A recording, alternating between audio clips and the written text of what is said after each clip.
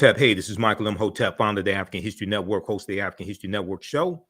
It is Monday, February 26, 2024. It's still African American History Month, Black History Month, and I'm here with this beautiful sister, Rue Simmons, who you've seen all over media over the past few years.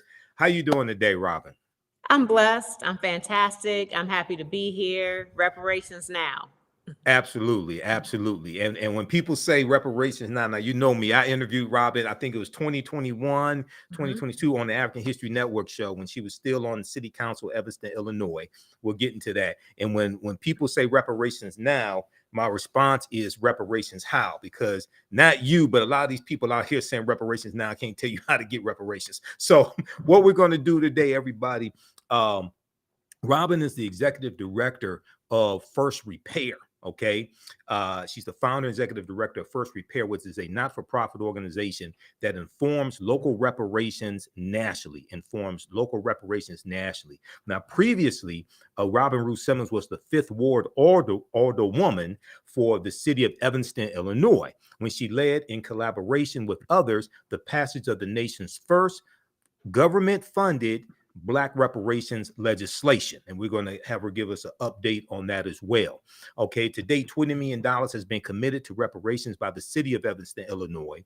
She serves as the chairperson of the city's reparations committee, which oversees its initial restorative housing program. It began disbursements in January 2021. Several other governmental entities across the country are actively seeking to follow Evanston's example. So she has since left City Council in Evanston, Illinois, and I wanted to bring her on. We've been talking for the past few months on and off. We were on Roland Martin Unfiltered in 2023 together. I don't even think she knew I was going to be on the show. But I wanted her to come on to give us an update on what's taking place across the country for local reparations initiatives. But also, there is a new reparations anthem that has just been released. So give us an update on all this, Robin. And you can start with the reparations anthem if you want. Awesome. Well, I'll start with that. I could not be more excited. I had a vision that in the same vein of self-destruction and fight the power and even We Are the World, that there would be a collaboration of hip-hop artists to bring forth a reparations anthem and inform, energize in the way that political rap has done for many, many years. I think about my own origin story, being radicalized and, very proud to be Black. It started with Fight the Power. It started with KRS-One and Public Enemy and their art informing my politics. And so we have a reparations anthem. It is called Reparations. It just released on Friday. It's on all streaming platforms. And the artists include Alaz Muhammad. Raz Cass, who we've all known for many, many years, The Holy Thief, Golden Child, and Supreme Kai. It is produced by Arm Real and Jahi Allah Most High Entertainment. And the song is it's everything. It sounds good. The message is tight. The education is factual. The drums, there's a live violin. There's a live trumpet being played by Alaz, the brother right here who you have on the screen.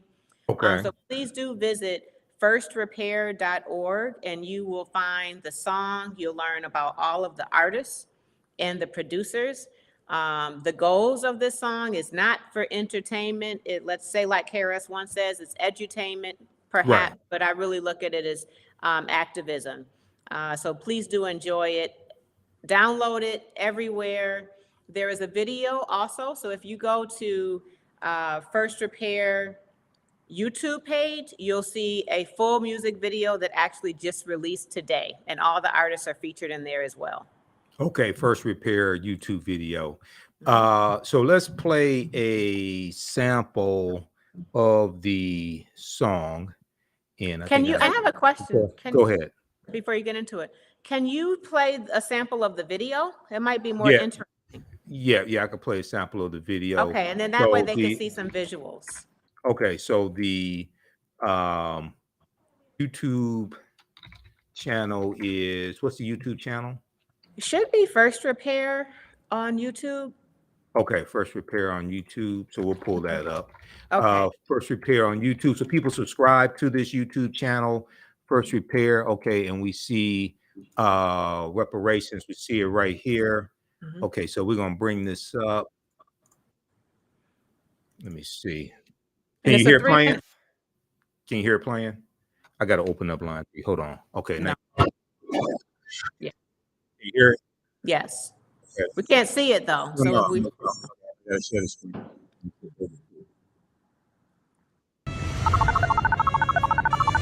Okay.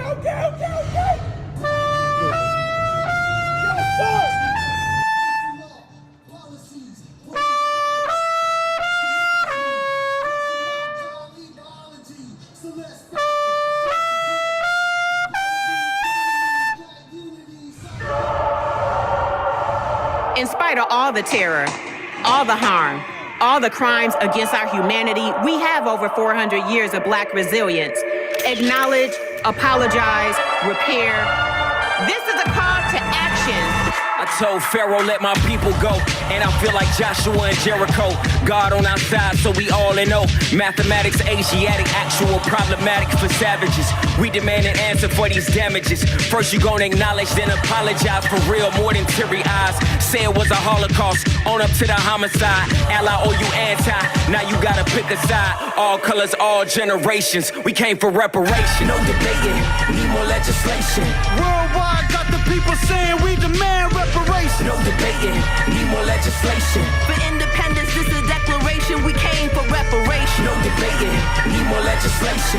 Worldwide got the people saying we demand reparation. No debating, need more legislation. For independence, this a declaration, we came for reparations. We the fruit of what our ancestors prayed for. First generation college graduates and homeowners. You look deeply at the roots and you see way more. History literally getting combed over. USD is an incomplete remedy. You ain't got enough denominations in your treasury to bring back to form all the souls that were taken. Spirits bring to life through these phrases. We came for reparations. 100% profit, slavery abolished, use Jim Crow, red line, blackballed knowledge. The war on drugs was a war on blacks. And if you speak truth to power, then you under attack financially. You reparated Israel, Native Americans. Past due, you reparated me. You reparated Japanese interns, but you designated we, the people who built this country, never really set us free. No debating, need more legislation. Worldwide got the people saying we demand reparation. No debating, need more legislation. For independence, this is a declaration, we came for reparation. No debating, need more legislation. Worldwide got the people saying we demand reparation. No debating, need more legislation. For independence, this a declaration, we came for reparations. Over 400 years of oppression is real, so how we heal? Placing law, policies, police try to demolish me, cause of my godly biology. So let's factor, first repair, power the economy, Black unity, solidarity, not asking for handouts or charity, but how can we overcome disparities? We came for reparations. No debating, need more legislation. Worldwide got the people saying we demand reparations. No debating, need more legislation. For independence, this is a declaration, we came for reparation. No debating, need more legislation.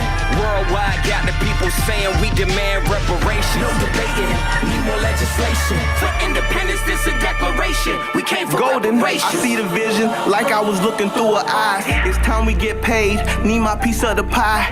We want reparations, no more segregations. Talking 40 acres, now that's a celebration. On the back of the bus, I'm feeling just like Rosa. For my ancestors, look amongst us. For my children's children, I walk like Moses. We the people, God bless the chosen. All right, so that is the new right, video. So I want everybody on this side of the room to say, agitate. Let me hear you. Agitate. This side, educate. That side, organize. Again, agitate, educate, organize. All right. We're going to make reparations. So that was the song Reparations Hip Hop Anthem. And you can watch that at First Repair. You can stream the song wherever you stream your music. So explain to us what we just saw there, Robin. Well, what we saw was a video, included all the artists, but you saw artists that are activists, that are passionate, Black folks demanding reparations and putting it to lyrics and a beat. You saw intergenerational, interfaith even. What I love about the project and the artists is that we came together. There is Islamic brothers, both in the nation, 5%ers, Christian, intergenerational, from millennials up to Gen X, like myself, like me and Brother Michael. And it really showed how we can come together, even with differences. The same thing we demand is reparations. We are dealing with the same struggles. And so the video was shot, and the artists are from different locations. So you have artists that are from the West Coast, Los Angeles, Las Vegas. You have artists from New Jersey, Detroit, Evanston, Illinois. The Golden Child is the son of Evanston. That's who wraps up the song. And then we ended it with Queen's mother, sister, Nkechi Taifa. If those are following the reparations movement, Nkechi Taifa, attorney, Black power, Black lawyer. And she is always one that really gets us energized. And that's what you saw. It was kind of grainy or buffering on here, but it looks much better when you view it yourself on your YouTube channel. And thank you so much for making this space for the video to be premiered. Oh, no problem. No problem. I saw some people at the different conferences that I know. Looked like Dr. Greg Carr was there. Was Dr. Greg Carr? I don't think Dr. Greg Carr was in there, but a lot of with Dr. Julian Malvo, Dr. Ron Daniels. I saw Cam Howard from Cobra. I saw attorney Ariva Martin. I've been on her radio show, KBLA 1580 AM out of Southern California, Tavis Smiley's radio station. You see her as a legal analyst on CNN. So I saw Ariva Martin. So I saw a number of people there that I know. Okay, so let's get into this. So we have the Reparations Anthem. Now, what is the purpose of the Reparations Anthem? What do you want it to accomplish? So its purpose is to amplify the reparations movement. What we have found is a couple of things. One, and all of that B-roll you saw in there was different conferences that we've had over the last 2023. We are not seeing young leadership engaged in the way we would like to have the young voices engaged. And so our hope is that this genre, attracts new audiences. We're finding that even when we get young leadership to the table, that there is a disconnect. What exactly is legislations? Well, what exactly is reparations other than a check? How will we attain it? Michael, I love that you said not reparations now, but reparations how? That's really the question right now. We all want reparations. The case has been made through scholarship and journalism and activism and so on. But how are we going to do it? How are we going to achieve it? And so cities like Evanston, Illinois, Asheville, North Carolina, now Detroit, Michigan, on its way to reparations, is showing that there is a path forward to reparations, a comprehensive path forward. Reparations is far more than just a check. There are 5 components of reparations under international law standards, and many, many recommendations that Black folks are making in community. So my hope is that this song broadens the conversation around reparations, makes it more inclusive, makes it more interesting and relevant to younger Black folks, leaders, activists, and so on, and that it unites Black people around reparations, where we have difference of opinions. Who's eligible? What forms of reparations go first? How do you administer it? And these sorts of things. We're arguing about the wrong thing. We're arguing about HR 40 that hasn't even been established yet. We need to unite. Sustain. Right. Sustain. Yeah, exactly. So that's my hope. So this is not to entertain you, but it is to educate in the same way that KRS-One does. And that was my call to action to the artists. We need a song that inspires, it uplifts, it educates, it unites, and it has to bounce. So the drums are going to be very important so we can enjoy it and feel it.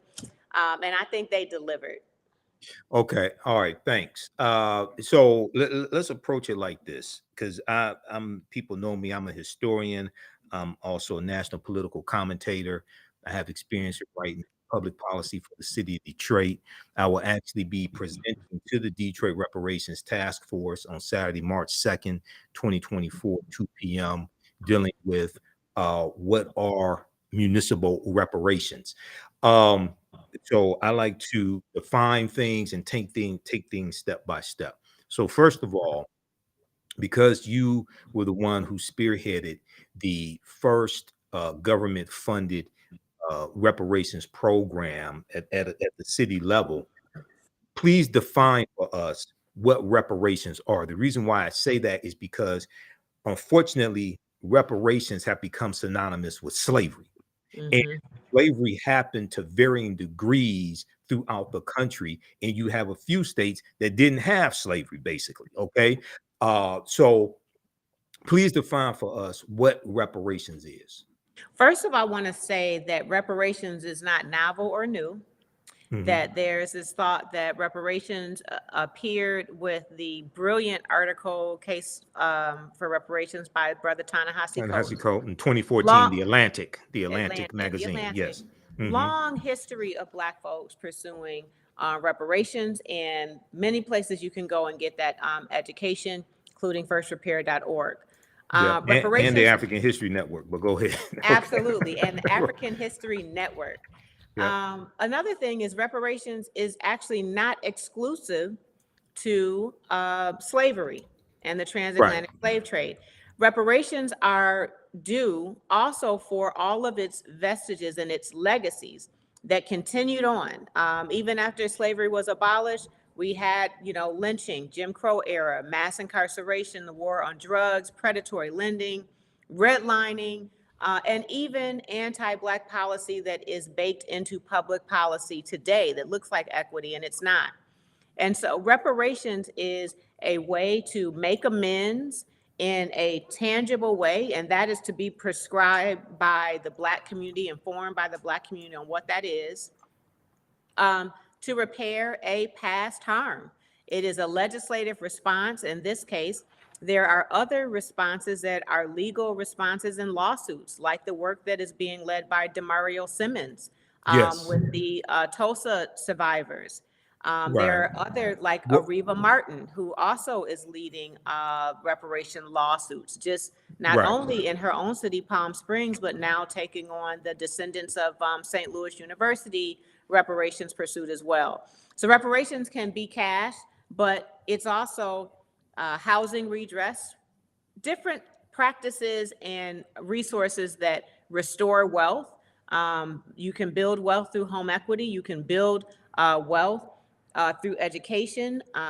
Health needs to be addressed. We have a life expectancy gap in this nation. In my city, it's 13 years between Black and white.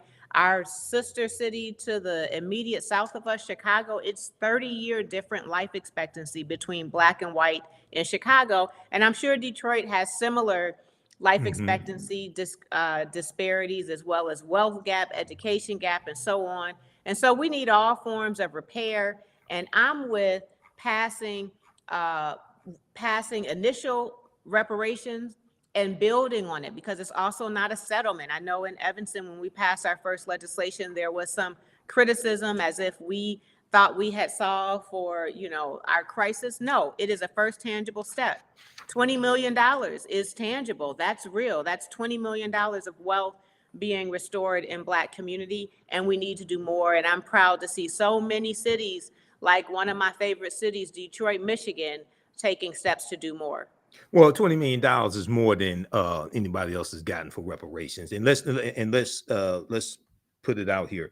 Evanston, Illinois, at the time, back in 2021, Evanston, Illinois was a city of approximately 60,000 people. The African-American population was 16% and declining. Okay. So one of the first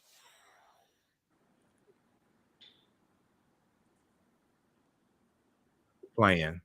Hold on. So it's one of the first articles where I found out about you was from abcnews.com, and it was this article right here. How the first U.S. city to fund reparations for Black residents is making amends.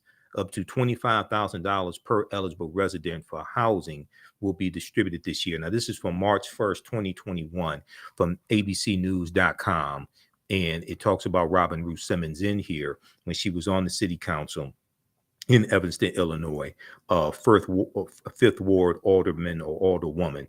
And she talked about the discrepancies that she saw, the structural inequities that she saw in Evanston in comparison for African Americans in comparison to her white friends as well who lived in the area.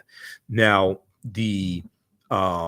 what happened is explain to people why, because you all got some flack for this from what I call reparations reactionaries who didn't do the research.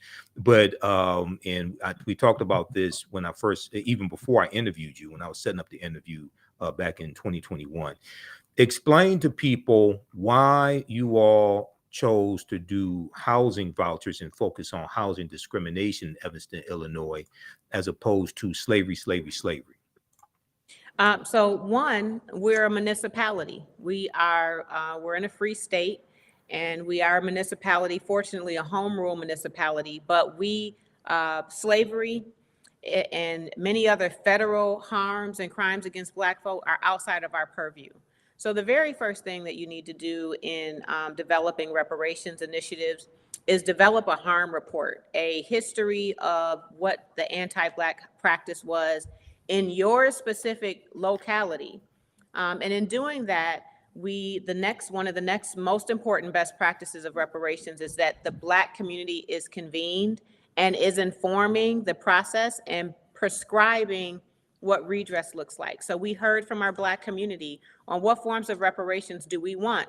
Overwhelmingly, our Black community wanted some form of housing redress because of a zoning law that restricted us to a neighborhood that was further disinvested in and all the things that we know about in our Black cities. And so first of all, we had a harm report that named a law that was in effect from 1919 until 1969 when federal fair housing was passed. And we could calculate there had been damages due, financial damages and housing related damages. And then secondly, we had a Black community that supported housing by consensus. The majority of those that participated supported housing. And then thirdly, this is back to Michael's reparations how, and I want to get that on a t-shirt, Michael. So let's just get that on a t-shirt. Okay. How, right? Yes. How we had to have a legal framework for reparations. Reparations it's unprecedented. It is provocative. It draws out agitators and opposition that have a lot of resources and will sue you and try to derail your work.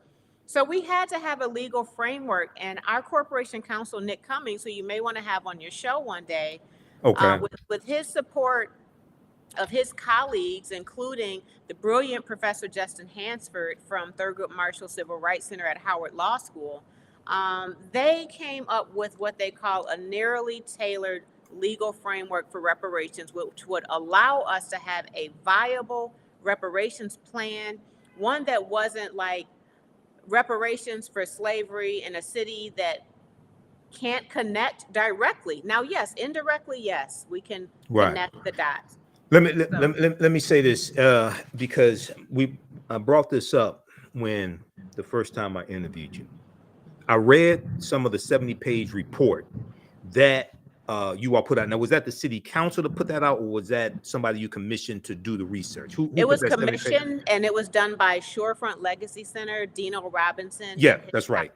Yeah. Dino, and somewhere here in the office, I have that 70-page report. Okay. Now, this is the article from abcnews.com from March 2021. This is what happens when people don't do research and jump out here talking about slavery. Robin Rue Simmons and her colleagues have the support of local historian Dino Robinson in building the case for reparations. Robinson is the founder of the Shorefront Legacy Center in Evanston, Illinois, an archive dedicated solely to chronicling and celebrating the local Black history that had long gone ignored. In a 70-page plus report, Dino Robinson documented discrimination and racism in Evanston, Illinois that dated back to the late 1800s. Now, this is what's important for people to understand. And I brought this up during the first interview I did with Robin. The state of Illinois abolished slavery in 1818. The city of Evanston, Illinois was not founded until the 1840s. The city of Evanston, Illinois does not have a history of slavery. You have to understand history specifically to the municipality or the state that you're talking about where the redress is going to come from. A city is not going to repair the damage of something that the city was not responsible for causing or inflicting, because the city doesn't have those type of resources. A city is not going to repair the damage that the federal government did. Okay? Evanston, Illinois is a city of 60,000 people back in 2021, 2020, 16% African-American population, and it was a declining African-American population then. When you research this, you'll find out that there were African-Americans who were still alive who were the victims of redlining and housing discrimination decades prior. And if I remember correctly, African-Americans were the victims of housing discrimination starting about the 1890s.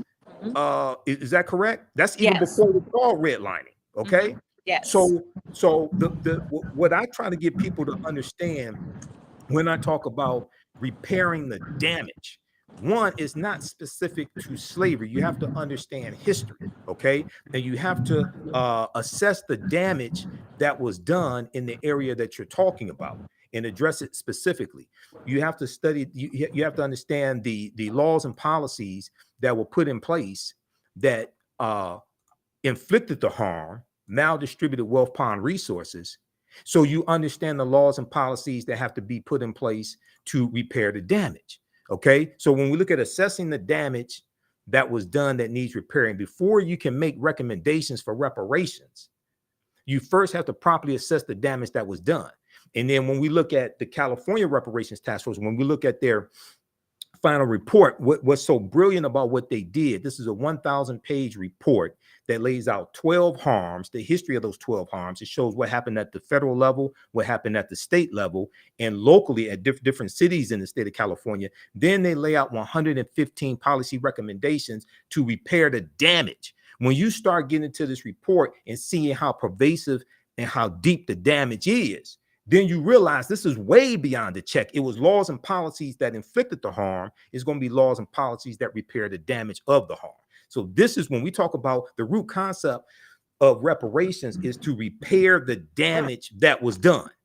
That's the root concept, to make you whole again, to restore you to a level before the damage was done. Now, as a historian who also studies law and who's a national political commentator, I take repairing the damage to another level when we talk about understanding slavery and the legacy of slavery.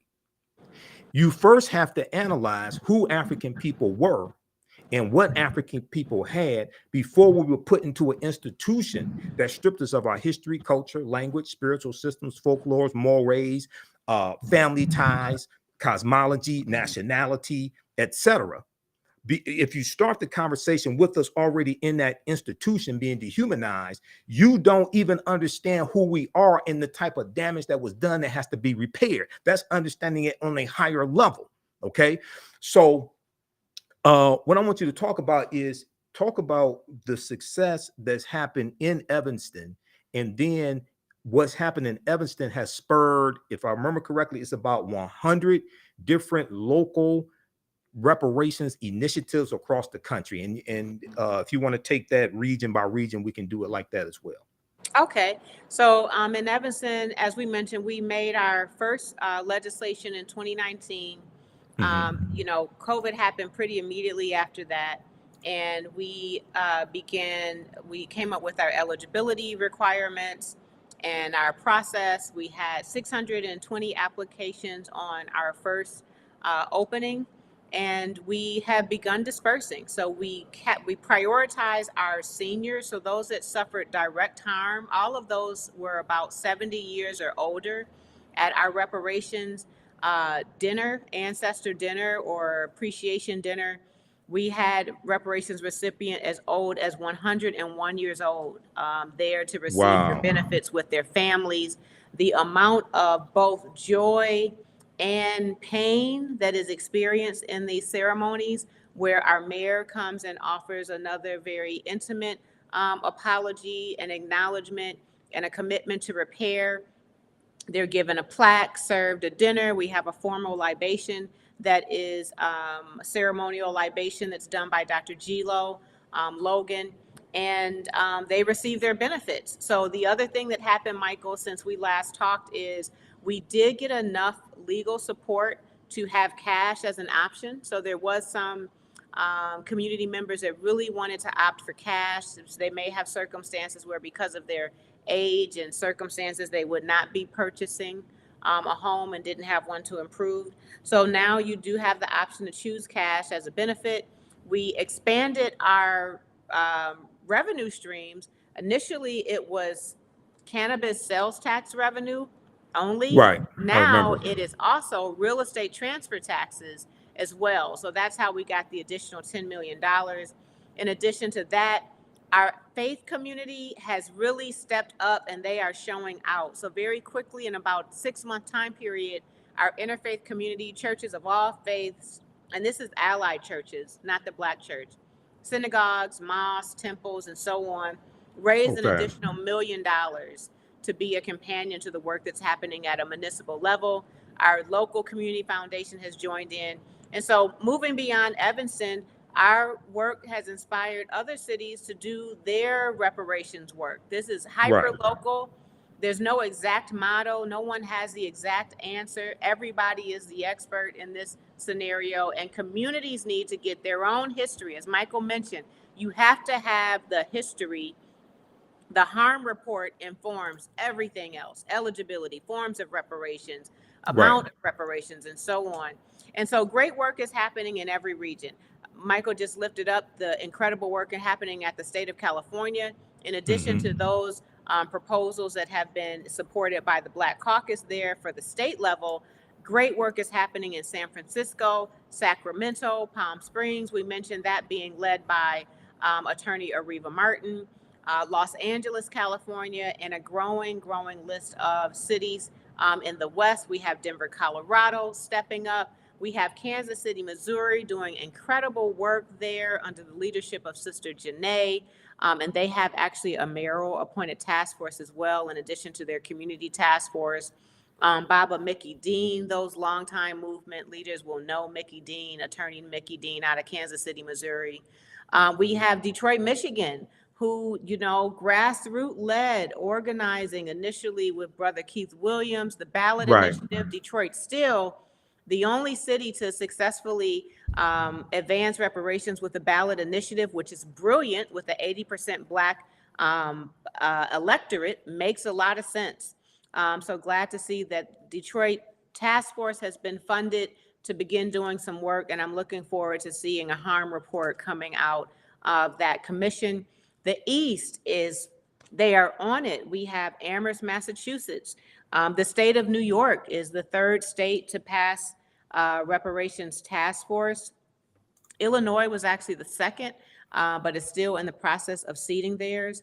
But the state of New York, you have Amherst, Massachusetts, Boston, Massachusetts, Providence, Rhode Island, long list of activity, Cambridge, Massachusetts happening in the East. And not surprisingly, the southern states have a lot more partisan issues. So they are not as embracing reparations broadly as some of the other regions, but South Fulton County, Georgia, Atlanta South Fulton County is having their task force, has strong leadership, very well organized, very well prepared to lead to reparations for their county. We also have some great work happening in Decatur, Georgia, under the leadership of Beacon Hill, an organization led by attorney Muwali Davis, who you probably have heard his name before, a strong leader in the area. Jamoke, who you may know from Cobra, is leading some initiatives that are happening in Miami-Dade County, Florida. Tulsa, Oklahoma has both the lawsuit being led by attorney Rue Simmons, as well as the legislative work towards reparations led by Councilwoman Vanessa Hall Harper and grassroots leaders like Christy Williams and others, Greg and Charles and Demaria. So there's so much happening. And all of this really leads to really what's happening at the national or federal level. And I'll give you that update. Go ahead. HR 40 was introduced by HR 40. Okay. HR 40 was introduced 1989. We all know that. Great Rep. John Conyers. It has been introduced every year since 1989. And this last Congress, there actually was enough support in the House for it to pass, but there was not enough political will to call a floor vote. So we moved on past that Congress, and without a floor vote, there's a Senate companion bill. There's no delusion that it will pass the Senate. And that's why reparations leaders are calling for an executive order right now for reparations. And but what I can say is an executive order from who for reparations? All right, I'm sorry. An executive order from President Biden for HR 40 to be established, the commission to be established, which in 2015 was amended to include not only study, but to develop reparations proposals under the leadership of Congresswoman Sheila Jackson Lee. Okay, now let me ask you a question, because I'm a historian, national political commentator, and have experience in writing public policy. And when I was on a commission to write an executive order for the city of Detroit some years ago, the first thing that corporate counsel told us, Sharon McPhail, the first thing that she told us was that it's illegal to write policies that are exclusively for one race of people or ethnicity. So you already know that. And that's Title VI of the 1964 Civil Rights Act, Section 601, non-discrimination, federally assisted programs. And I'm going to bring it up right here. People can go to archives.gov and read the 1964 Civil Rights Act if you haven't read it. And when I spoke at King Solomon Baptist Church for the Kwanzaa celebration, December 27th, 2023, I brought this up as well, okay? Because I'm going to break this down, and then I want you to respond to this, okay? So, number one, the reason why race-based policies, reason why you can't have policies for only one race of people, and the reason why if reparations, repairing the damage of historical structural inequities, etc., if it happens at the federal level, it'll probably be based upon lineage, like is what's decided out of California, because they have a similar law in California where race-based policies are illegal, and they want to make sure that whatever gets passed in the state legislature does not get struck down in the courts, because if anything that gets passed will be challenged in the courts. I guarantee you. If affirmative action when it comes to college admissions was struck down by the courts by 6-3 conservative Supreme Court, a lawsuit brought by conservative activist Ed Bloom, okay? If the executive order on forgiving student loans was struck down by the 6-3 conservative court, which is Donald Trump's Supreme Court, you think anything that passes regarding reparations won't be challenged, especially coming out of California? Absolutely. So they have to make sure, just like in Evanston, Illinois, they have to make sure they are on strong legal footing because they know challenges are coming. But go to archives.gov, search for the 1964 Civil Rights Act, and it's Title VI, Section 601, non-discrimination in federally assisted programs. No person in the United States shall, on the ground of race, color, or national origin, be excluded from participation, be denied the benefits of, or be subjected to discrimination under any program or activity receiving federal financial assistance. Okay. Now, I want you to explain why an executive order for HR 40 is needed from President Biden? Because I disagree with that, but I want you to go ahead and I'm going to explain why I disagree with that and why it's not needed. Go ahead. Well, I'd love to hear your response, why you disagree, but it's Sure. needed because it won't pass Congress. Even with it passing the House, it won't pass the Senate. An executive order is the only path forward for HR 40. I would love to hear, and Michael, please help me, give me some direction. I've been really just very hyper laser focused on what's happening locally because we are getting some traction. And I think that a local to national approach for reparations in the same way of school desegregation, ban the box, marriage equality, we're seeing more progress in that direction. And I'm taking leadership from national reparations leaders, and executive order is what the call has been. But that's why we need it, because it won't pass Congress. Right now, with an election forthcoming, it's a very tricky situation. So Brother Cam Howard has a initiative called Earn the Black Vote campaign. I believe it's earntheblackvote.org.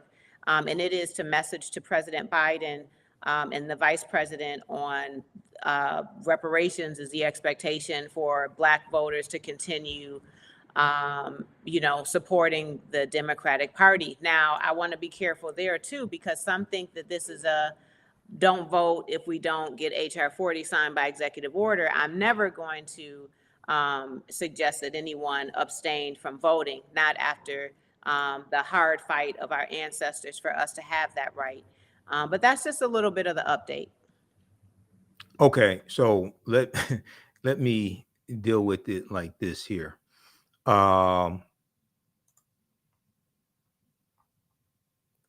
If we look at this article from Associated Press, this article deals with, name of this article, Japanese Americans Won Redress, Fight for Black Reparations. Okay.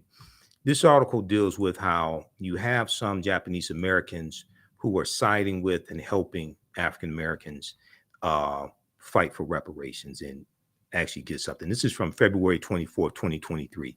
I talked about this on the African History Network show, as well as on Faraji Muhammad's show, The Culture, on the Black Star Network, which is Roland Martin's network. And people can watch me on Roland Martin Unfiltered each Friday, 6 p.m. to 8 p.m. Download the Black Star Network. Okay. Here's why trying to get a executive order for HR 40 is not going to happen. And it's not, and I'm going to tell you why it's not needed. Okay. When we look at this here, Pew Research did a study in 2024, survey in 2023, and they found only 30% of U.S. adults surveyed supported reparations for slavery. Only 30%. Okay, basically 2/3 of Americans are against reparations. Now, number one, Americans are very ignorant of history. 1, 2, Americans don't understand the U.S. Constitution. And there's a story from CBS.com, January 2021. Actually, it's January 19th, 2021, the day before the inauguration of Joe Biden and Kamala Harris, which talks about how Americans are very ignorant of the U.S. Constitution, don't understand law. And if they don't understand law, they don't understand history. 77% of whom were Black Americans who support reparations. Okay, that's not surprising. Support among Latinos and Asians was 39% and 33% respectively, and white Americans had the lowest rate of support at 18%. But white Americans, based upon the 2020 census, make up 57% of the U.S. population. African Americans are about 13.5% of the population. Asian Americans are right around 5% of the population. Latinos are about 19 to 20% of the U.S. population. Okay, you don't have support in the Senate because you need 60 votes in the U.S. Senate. You have no Republicans that support reparations. You have an executive, and you don't need an executive order to convene a commission to study reparations. What they should do, because what happens is if that happens, now let's look at something. Look at the backlash that took place when there was $5 billion of debt forgiveness for farmers of color in the $1.9 trillion American Rescue Plan. And white farmers filed lawsuits against that, saying they were being discriminated against, and now it's tied up in court. Senator Lindsey Graham was on Fox News. Senator Lindsey Graham of South Carolina was on Fox News saying this is reparations for black farmers, but if you're a white farmer, you get nothing. Now, he forgot that white farmers in 2020 from the Trump administration got almost $26 billion in aid from the federal government because Trump killed the soybean market with China, okay? And African-American farmers got 1/10 of 1%. They got 26 million. White farmers got almost 26 billion. Lindsey Graham forgot about that, okay? So because of this anti-critical race theory climate, this anti-DEI climate, diversity, equity, inclusion climate, the assault on African-American history in various states, passing laws targeting that, the way I think to go about this to reduce opposition and actually get something accomplished, this 1,000-page report from the California Reparations Task Force, which is the most extensive analysis and study of African Americans since the 1968 Kerner Commission report, they've already done the research. They lay out 12 harms here. I'm going to show you those 12 harms. They lay out 12 harms, but more importantly, they lay out 115 policy recommendations to repair the damage. The first thing that we should do, because 2/3 of Americans are against what we want, and most of the people who got to vote for this at the federal level are white. It takes 218 votes in the House of Representatives. African Americans only make up about 12% of the House. No black Republicans support reparations. Okay. Byron Donalds out of Florida doesn't support it. Burgess Owens out of Utah doesn't support it. John James right here out of Detroit doesn't support, well, Metro Detroit. He doesn't support it. And then Senator Tim Scott in the Senate, he's already said he's against reparations. He spoke out against the debt forgiveness for farmers of color that was in the $1.9 trillion American Rescue Plan that no Republicans in the House or the Senate voted for. Okay, so you don't have the votes in the House or the Senate. But the first thing that they should do, I think, if you want to get something accomplished, because 2/3 of Americans are against what we call reparations, take the term reparations off of what you want. Secondly, take these 115 policy recommendations that California laid out and push those policy recommendations, take the term reparations off of it. If you got to do 115 separate bills, because there's not going to be one bill that takes care of all this. You said before it's going to have to be a generation of repairing of the damage. Okay, take those 115 policy recommendations, craft versions of it at the federal level, state level, local level. The most important thing you have to show, and let me show this study here. I did a 1.5 hour presentation when this study came out from Citigroup Bank. CBS.com has this article from, 2020.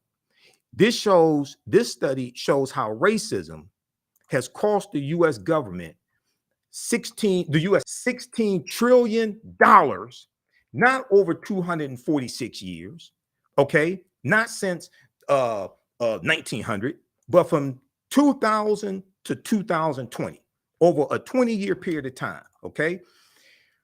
What this study shows is how racism hurts everybody. The most important thing that has to happen, especially at the federal level, because most of the people who got to vote for this in the House of Representatives are white. And in the Senate, you need 60 votes to get this bill passed. Any bill that doesn't qualify for the budget reconciliation process, which requires a simple majority of 51, or doesn't apply to judges, which requires a simple majority of 51, you need 60, which means you're going to need some Republicans to vote for it, and no Republicans in the Senate support reparation. Okay, so what this does, this shows how racism is hurting everyone, even though the brunt of the harm is on African Americans. America could have been $16 trillion richer if not for inequities in education, housing, wages, and business investment between Black and white Americans over the past 20 years. New research concludes. The study released by Citigroup is the latest in a body of research that attempts to quantify the economic impact of systemic racism. Because one of the things that has to happen is the focus has to be shifted from slavery, which it lasted 246 years. Shift the focus from slavery to present day structural inequities, because those present day structural inequities are the legacy of slavery, and deal with the laws and policies that were put in place that created these structural inequities, and you can trace that back to slavery. This is the latest in a body of research that attempts to quantify the economic impact of systemic racism. Citigroup arrived at a $16 trillion figure after estimating that Black workers have lost $113 billion in potential wages over the past 2 decades because they could not get a college degree.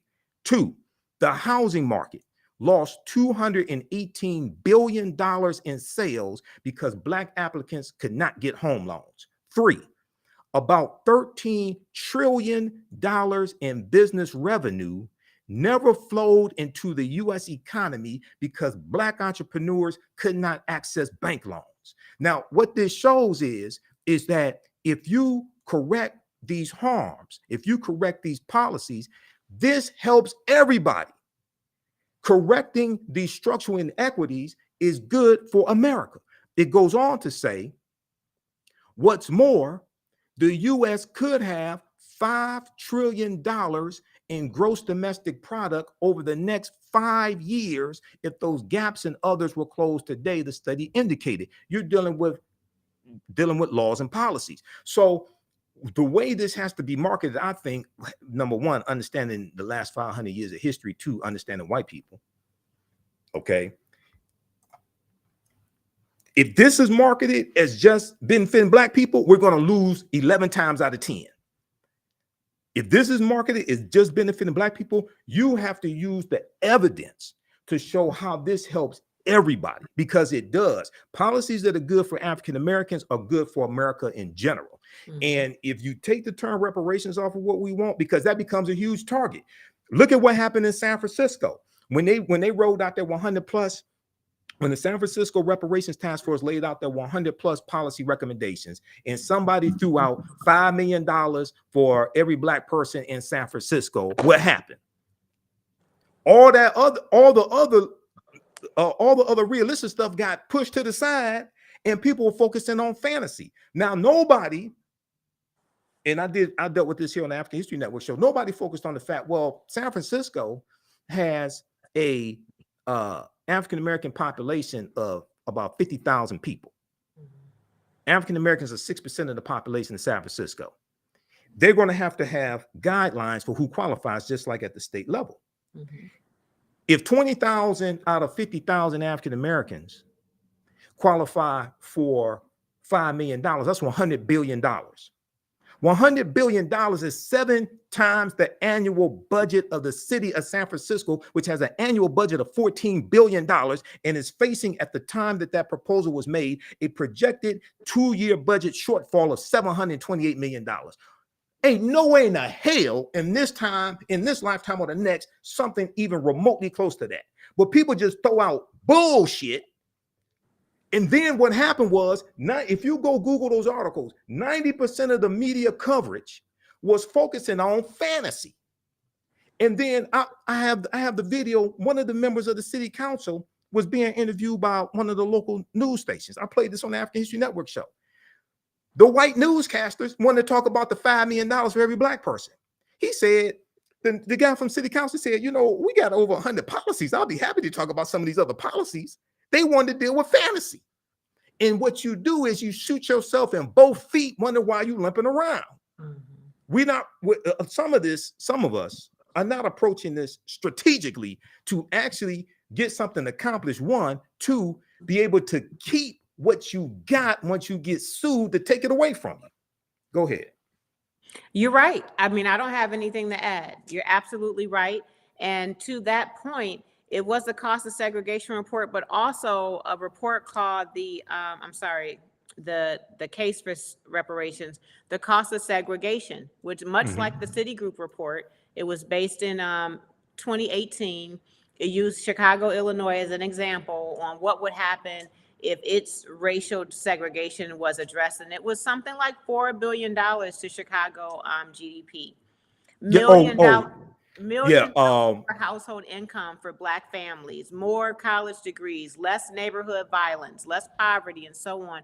So it really showed how reparations, reparative justice, addressing racial discrimination and anti-Blackness is a public benefit. Hate to default to that because just based on it being righteous and just and those things, we should be able to go there. But it is a public benefit to reparations. Repairing the Black community repairs an entire community. And that I do think, I agree with you completely, Michael, is something that we should lean into more when we are developing compelling, founded, viable options for reparations. We should lean into what the public benefit is as well. Absolutely. Absolutely. You have to understand how to market this. You know, in business school, we study a concept called WIFM, what's in it for me. If you just go around talking about you owe us, you owe us, you owe us, I'm telling you, you're going to increase the opposition against you. Right. Okay. Especially when you're dealing with, especially when the majority of the people that got to vote in this stuff are white. That's right. And then they have to answer to their white constituents back home. People are not thinking this stuff through. Right. A lot of people are out here, you know, pushing their own agenda and, you know, elevating their social media platforms, things like this. And these are not viable things that are going to accomplish anything. Too many of our people are confusing activity with productivity and preying on the emotions of African Americans who don't understand law, don't really understand history. We have to look at this strategically. Most importantly is to make sure your policies are legally structured. So when you get sued, because you will get sued, you have the Freedom Fund, the Fearless Fund. You have the Fearless Fund, African American women, including actress Keisha Knight Pullum from the Cosby Show. They created a fund not exclusively for African American women, African American entrepreneurs. It's for women of color. The lawsuit from white conservative Ed Bloom, conservative activist, said it was for exclusively Black women. And they're suing, saying you're discriminated. And they said that you're violating the 1866 Civil Rights Act, which was passed by Congress, signed into law. That one is so that passed Congress. And I think it was for that one, I think it was because Johnson was the president after Lincoln was assassinated. I think they may have had a supermajority. I can't remember if Johnson signed it into law, but it passed Congress. And this was the foundation of the 14th Amendment of 1868. And that Civil Rights Act gave African Americans the right to enter into legal contracts, okay? Because this is the year after slavery ended. Negotiate wages, things of this nature. So a bill that was passed over 150 years ago to help African Americans, now you have white conservatives suing, trying to use that same bill to lock us out of economic progress. This is the climate that you're in. So this is why I'm saying, no, we got, you know, if you study the history of slavery, there's a reason why most slaves who ran away at nighttime and not in the daytime. We have to think this, we have to be more strategic with this. Go ahead, sister. Yeah.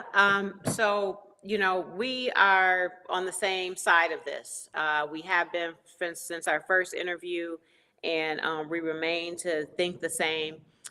There has to be strategy. We are emotional. We are enraged.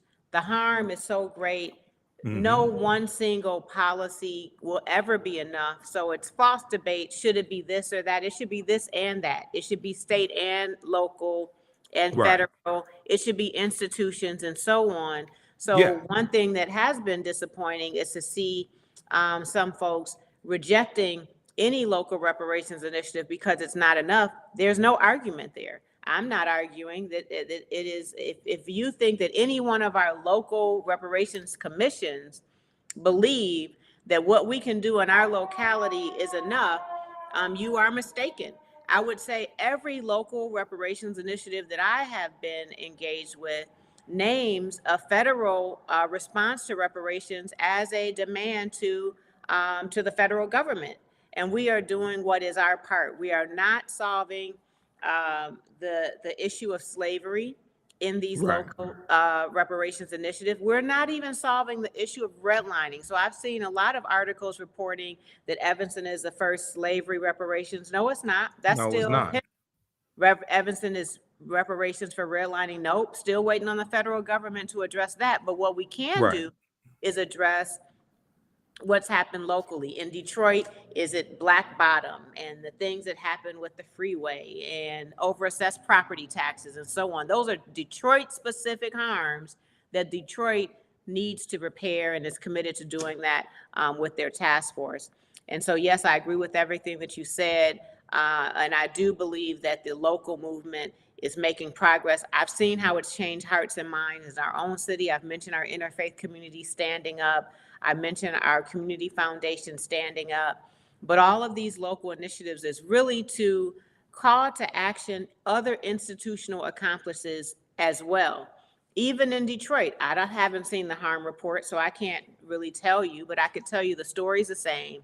The municipal government harmed Black people, but so did some institutions, whether it's a healthcare system, a university, a school district, an industry, maybe it's the big three. I'm not sure, but there are other institutional accomplices in Detroit, in addition to the Detroit city government, that have a responsibility to repair. I would encourage the community to look at the academy at colleges and universities as partners in this work. When you need help with research and other types of reports, there are professors that can use capstone projects and these types of things. Michael can give the Detroit Commission recommendations on these types of things, but it's really all hands on deck. It's all hands on deck. But right now, I just want to really shout out and send power to all of the local activists in Detroit and all across this nation, my own city, Evanston, Illinois, that is doing this work, that is holding local elected leaders accountable and supporting them. When I was in office, I was fortunate to have the support of our local NCOBRA chapter. Chicago NCOBRA chapter was very supportive in helping with public education and also helping with grassroots organizing for reparations. And I do hope that you lean into your historically Black organizations for support on reparations, whether it's NCOBRA. I don't know if NCOBRA is active in Detroit right now. It could possibly be your local NAACP branch. It might be a coalition of clergy and lay leaders. I don't know the makeup in your cities, but make sure that you're leaning into even the Divine Nine has been a great help here in Evanston in providing service project support and volunteerism and other forms of leadership. The Divine Nine has been great as well. Okay. So two things that I want to show here, because unfortunately, people come to these conversations and post here on social media platforms, and I could tell they don't read, don't do research, don't understand how the economy works, don't understand the U.S. economy is $6 trillion, things like this. Okay.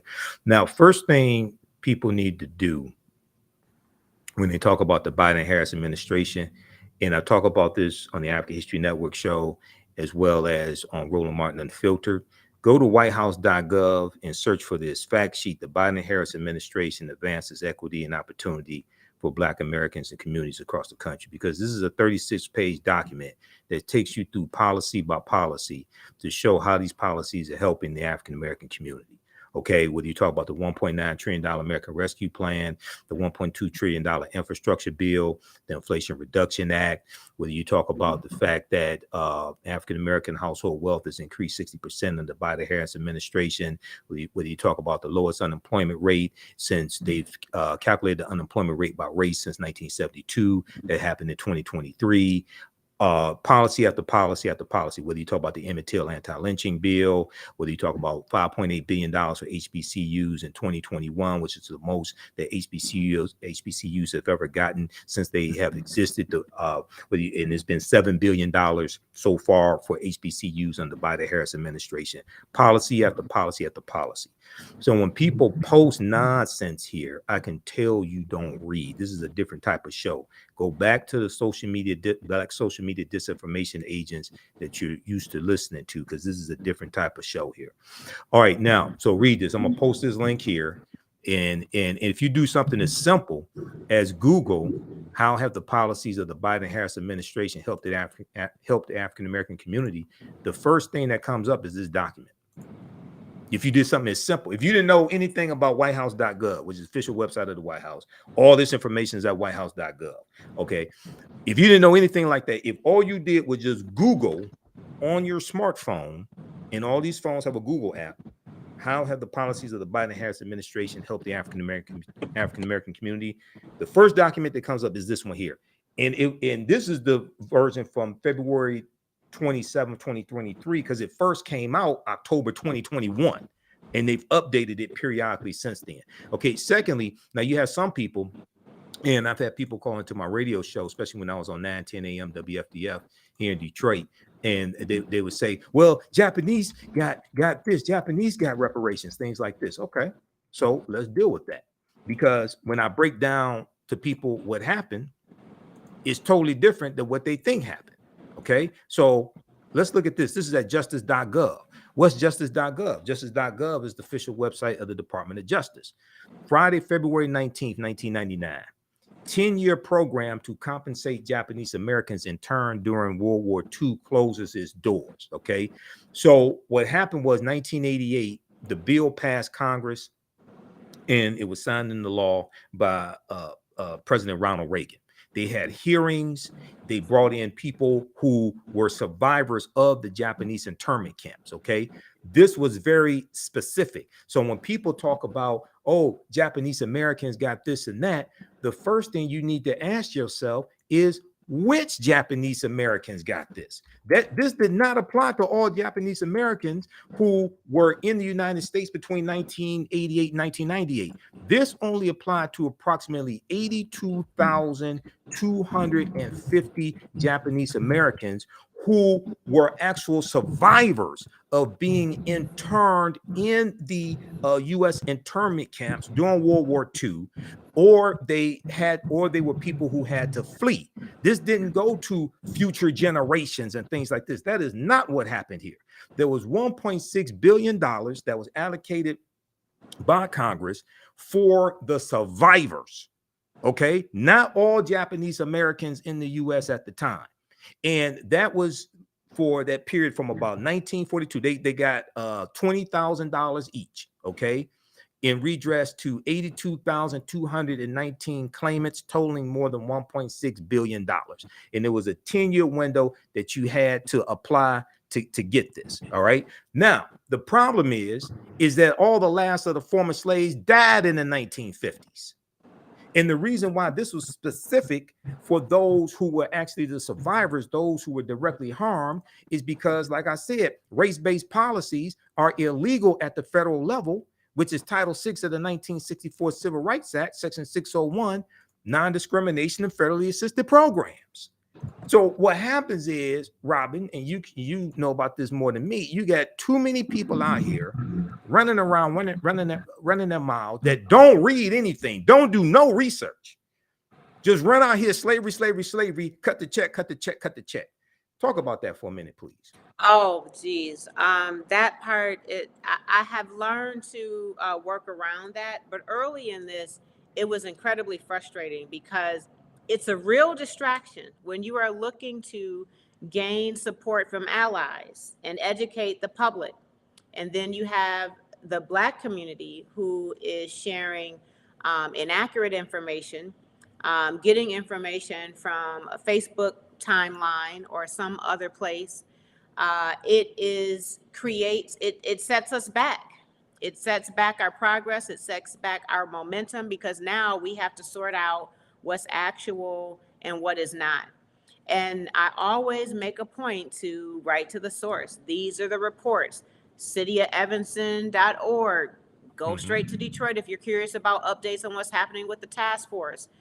Because this work is very political. It's probably the most political, certainly the most partisan issue that I could think of. And with that comes intentional misinformation. It comes intentional division. It becomes intentional distractions. And then, as Black folks, we are injured in so many ways and disgruntled and hopeless with the government. And a lot of that I understand too. I understand that the government needs to earn our vote and our trust and our respect and so on.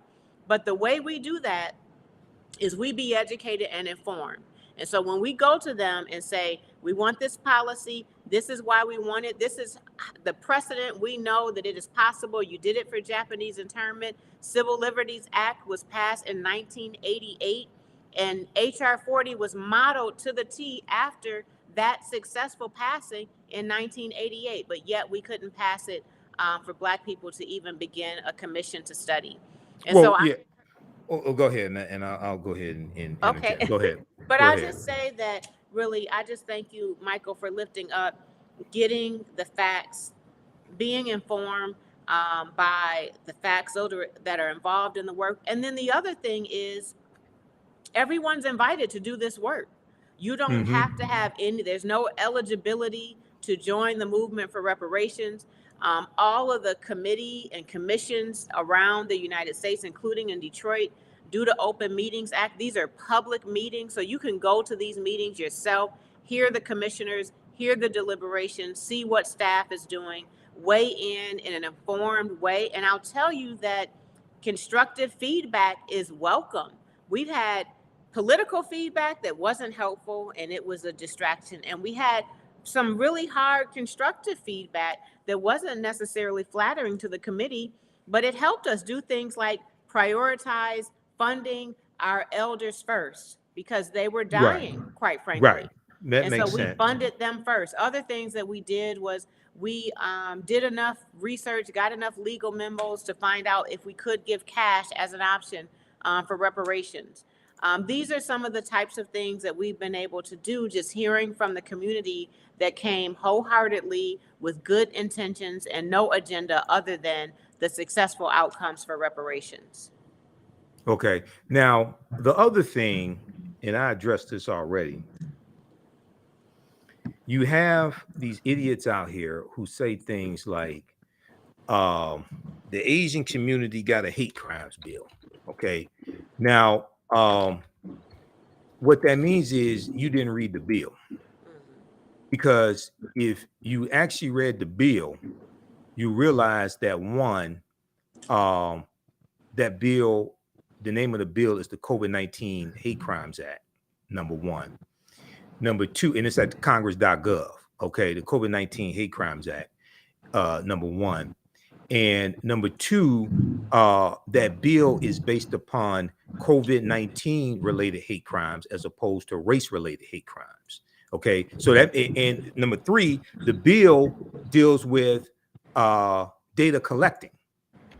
It deals with funding data collecting, better data collecting for hate crimes, especially for the Asian American community, because they came after a number of them were shot and killed at spas.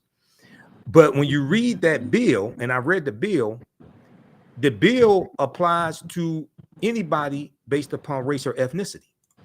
The bill is not specific to Asian Americans. So when people say, oh, Asians got a hate crime bill, one, you didn't read the bill that you're talking about. Go to congress.gov and read these bills.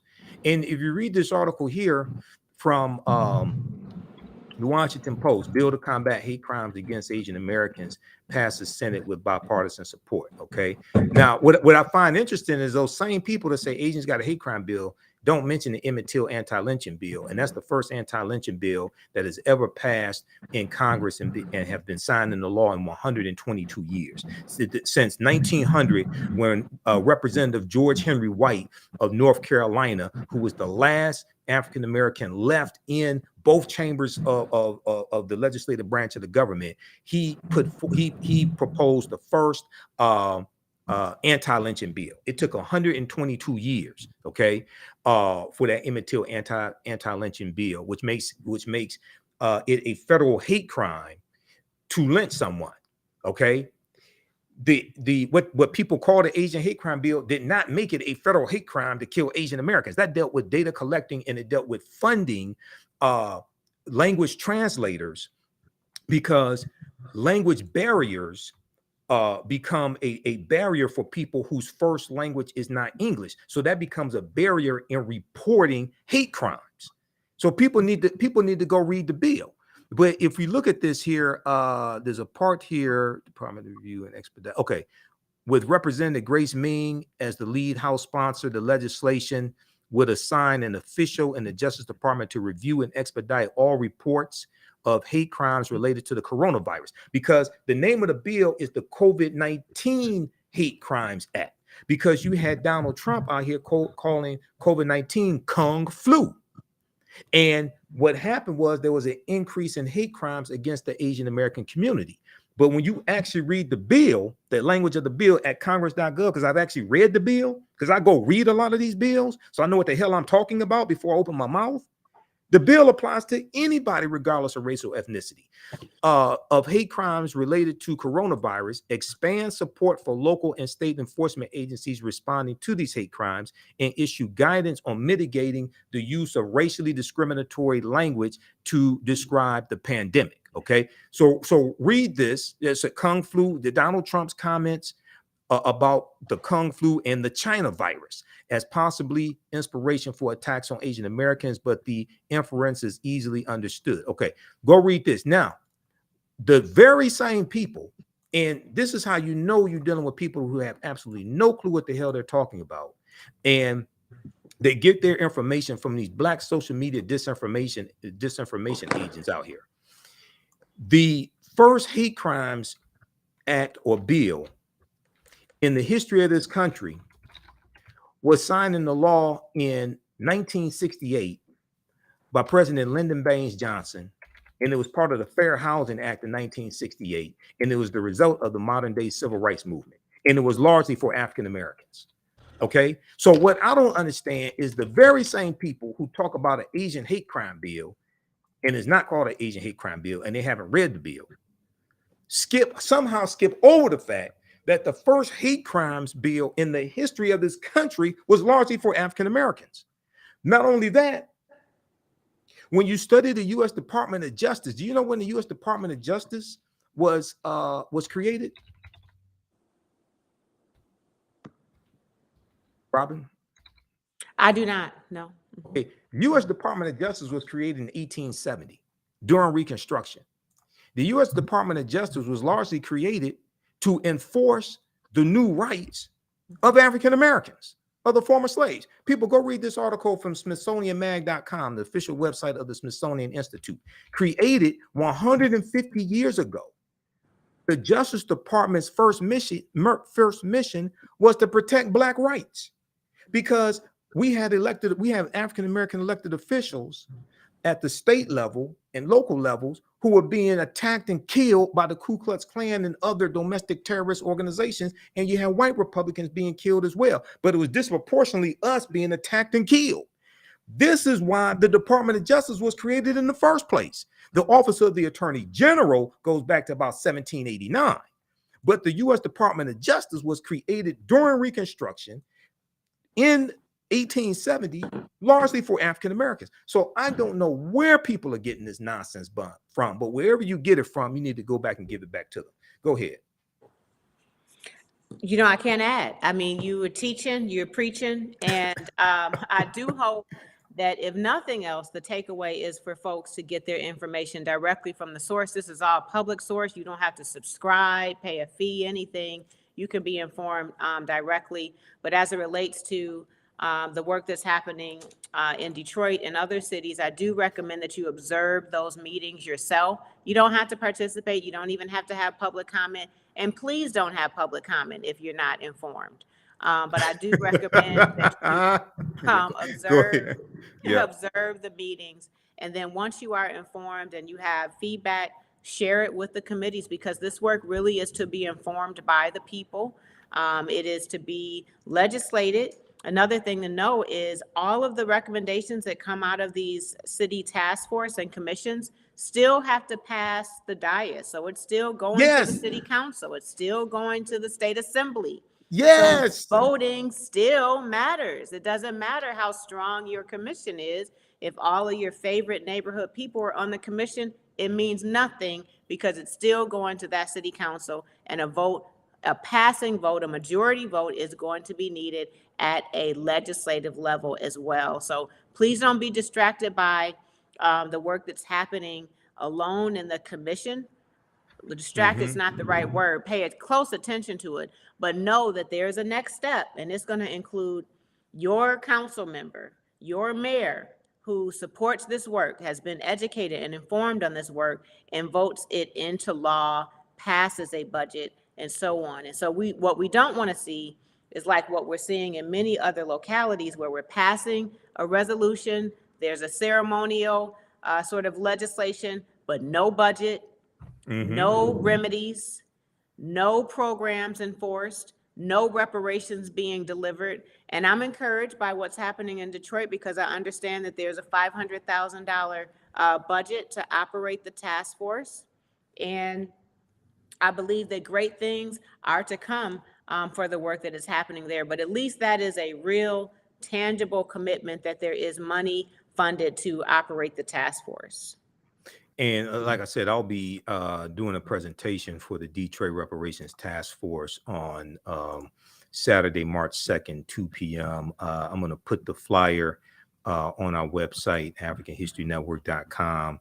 It's on my personal Facebook page, Michael Imhotep, Imhotep, and it's right here. People can come in person or they can watch online. This is, let's see, March 2nd, okay, 2 p.m. to 4 p.m. Farwell Recreation Center, 2711 Outer Drive, East Outer Drive, 2711 East Outer Drive, Detroit, Michigan.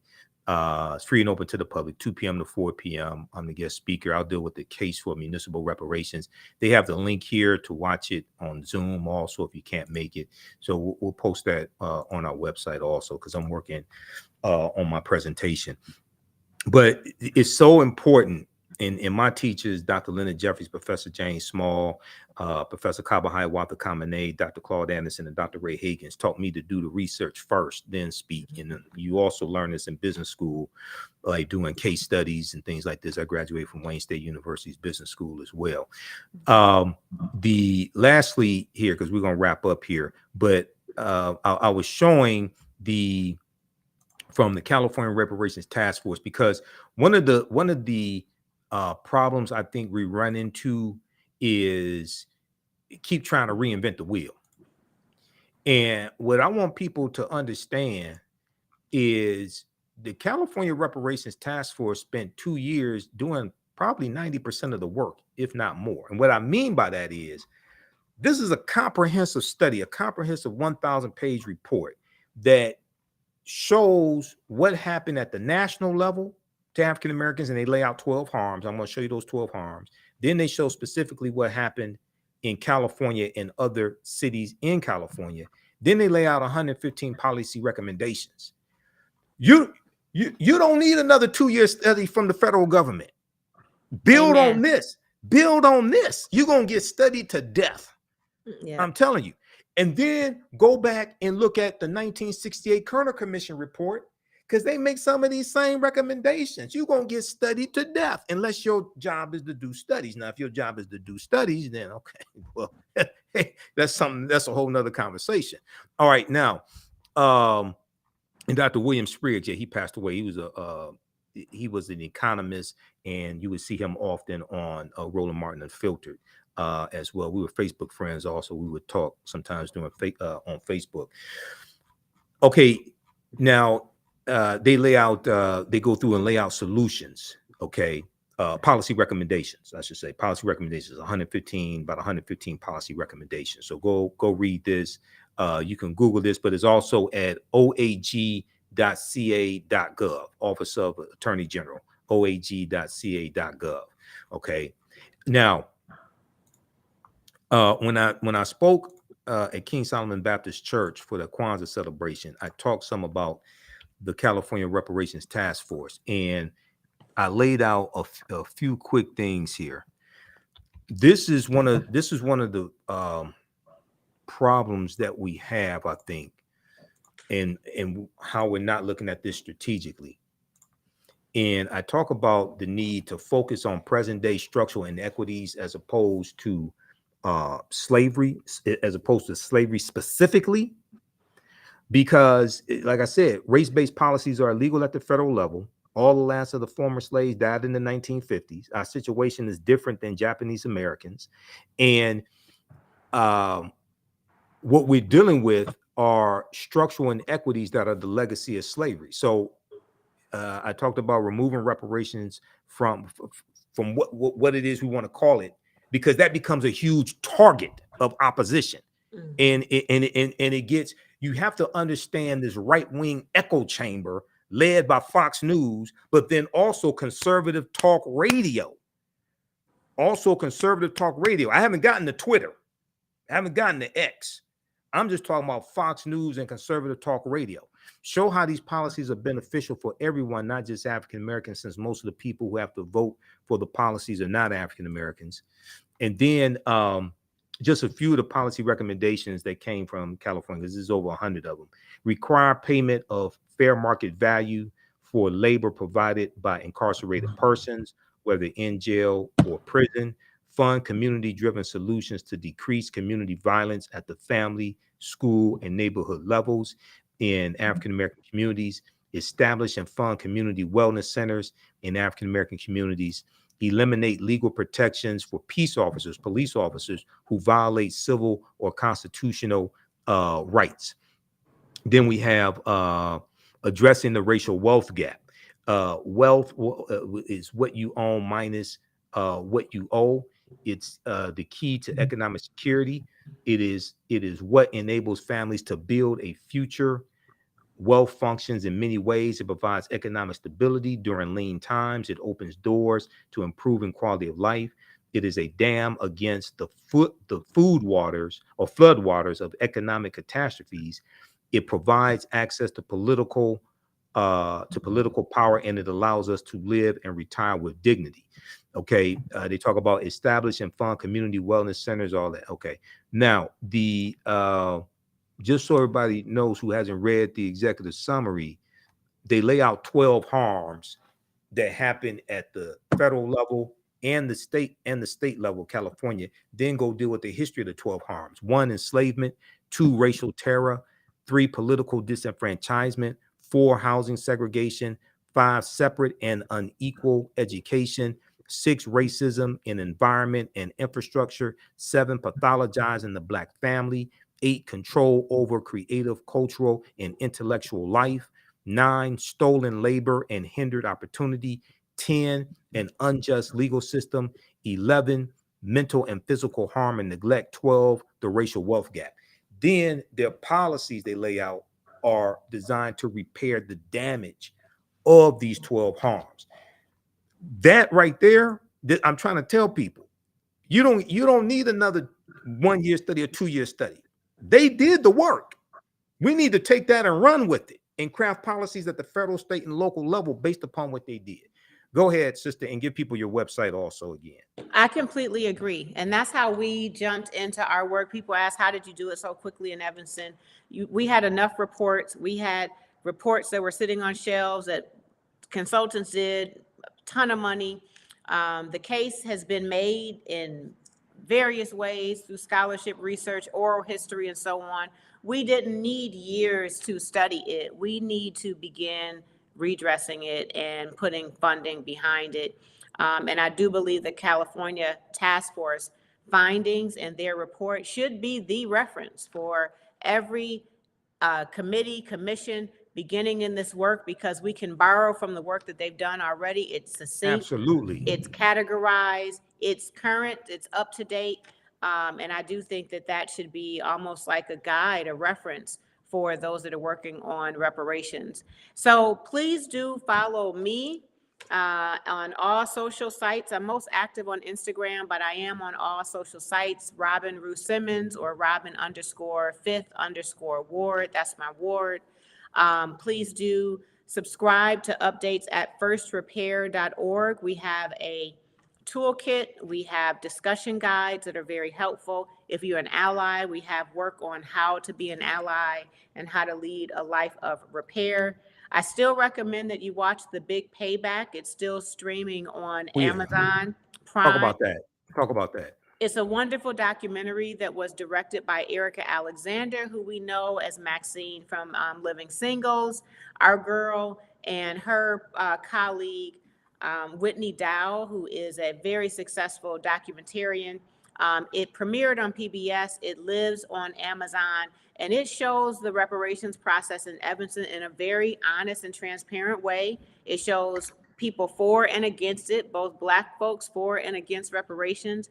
It shows a lot of my personal challenges and barrier as being a leader, serving on city council and leading reparations. But it shows what your community will be going through as you work on reparations. It celebrates the milestones and also shows the challenges. And in addition to that, please do go to wherever you stream music, Spotify, YouTube, Apple Music, Tidal, and look for First Repair. The song is called Reparations. Please do download it and add it to a playlist. The artists are incredible. On our website, you can learn more about all of the artists. And then we also, lastly, we have a monthly strategy session that is open to anyone looking to join the movement or observe the movement. It is online on Zoom. It's every fourth Thursday at 12:30 p.m. Central Standard Time. Just go on and register and you will receive a Zoom link. There you will hear updates on every region in the nation on local reparations. And then we always have an expert presenter. This last month, it was Cam Howard presenting on the national reparations movement. Right, from October. And this month, I'm excited, or not this month, but March, Women's History Month, we're going to have attorney Nikichi Taifa, Jam, Jessica Ann Mitchell, who you may know from the Black Information Trust, and myself. We will talk about women in the reparations movement historically and today. The next month is going to be Professor Al Tillery from Northwestern. He has an incredible study on reparations that he did in Evanston. And I hope that one day it's going to be Michael that's going to be joining us. As I was going to say, let me know. I'll speak for you all. And then also I have a fantastic presentation called Great African Women in History, the Mothers of Civilization as well. But I can speak on multiple topics. Okay. And yeah, I can speak on that. And we can speak on dealing with policy, reparative justice, all of this. Before we get out of here, I just want to share this. So I mentioned the Kerner Commission report, and in 2023, I was on a panel discussion dealing with the Kerner Commission for the Equal Justice Alliance of Michigan. Okay, and if you go to blackpast.org, 1967 National Advisory Commission on Civil Disorders, also called the Kerner Commission report. So they have a write-up here on it.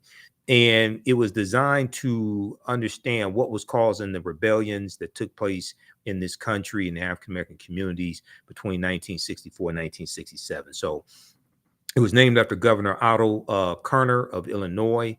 That's why it's called the Kerner Commission report.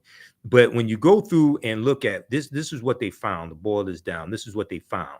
In responding to why the rebellions occurred, the Kerner report pointed to Black Americans' frustration and feelings of powerlessness regarding high rates of unemployment.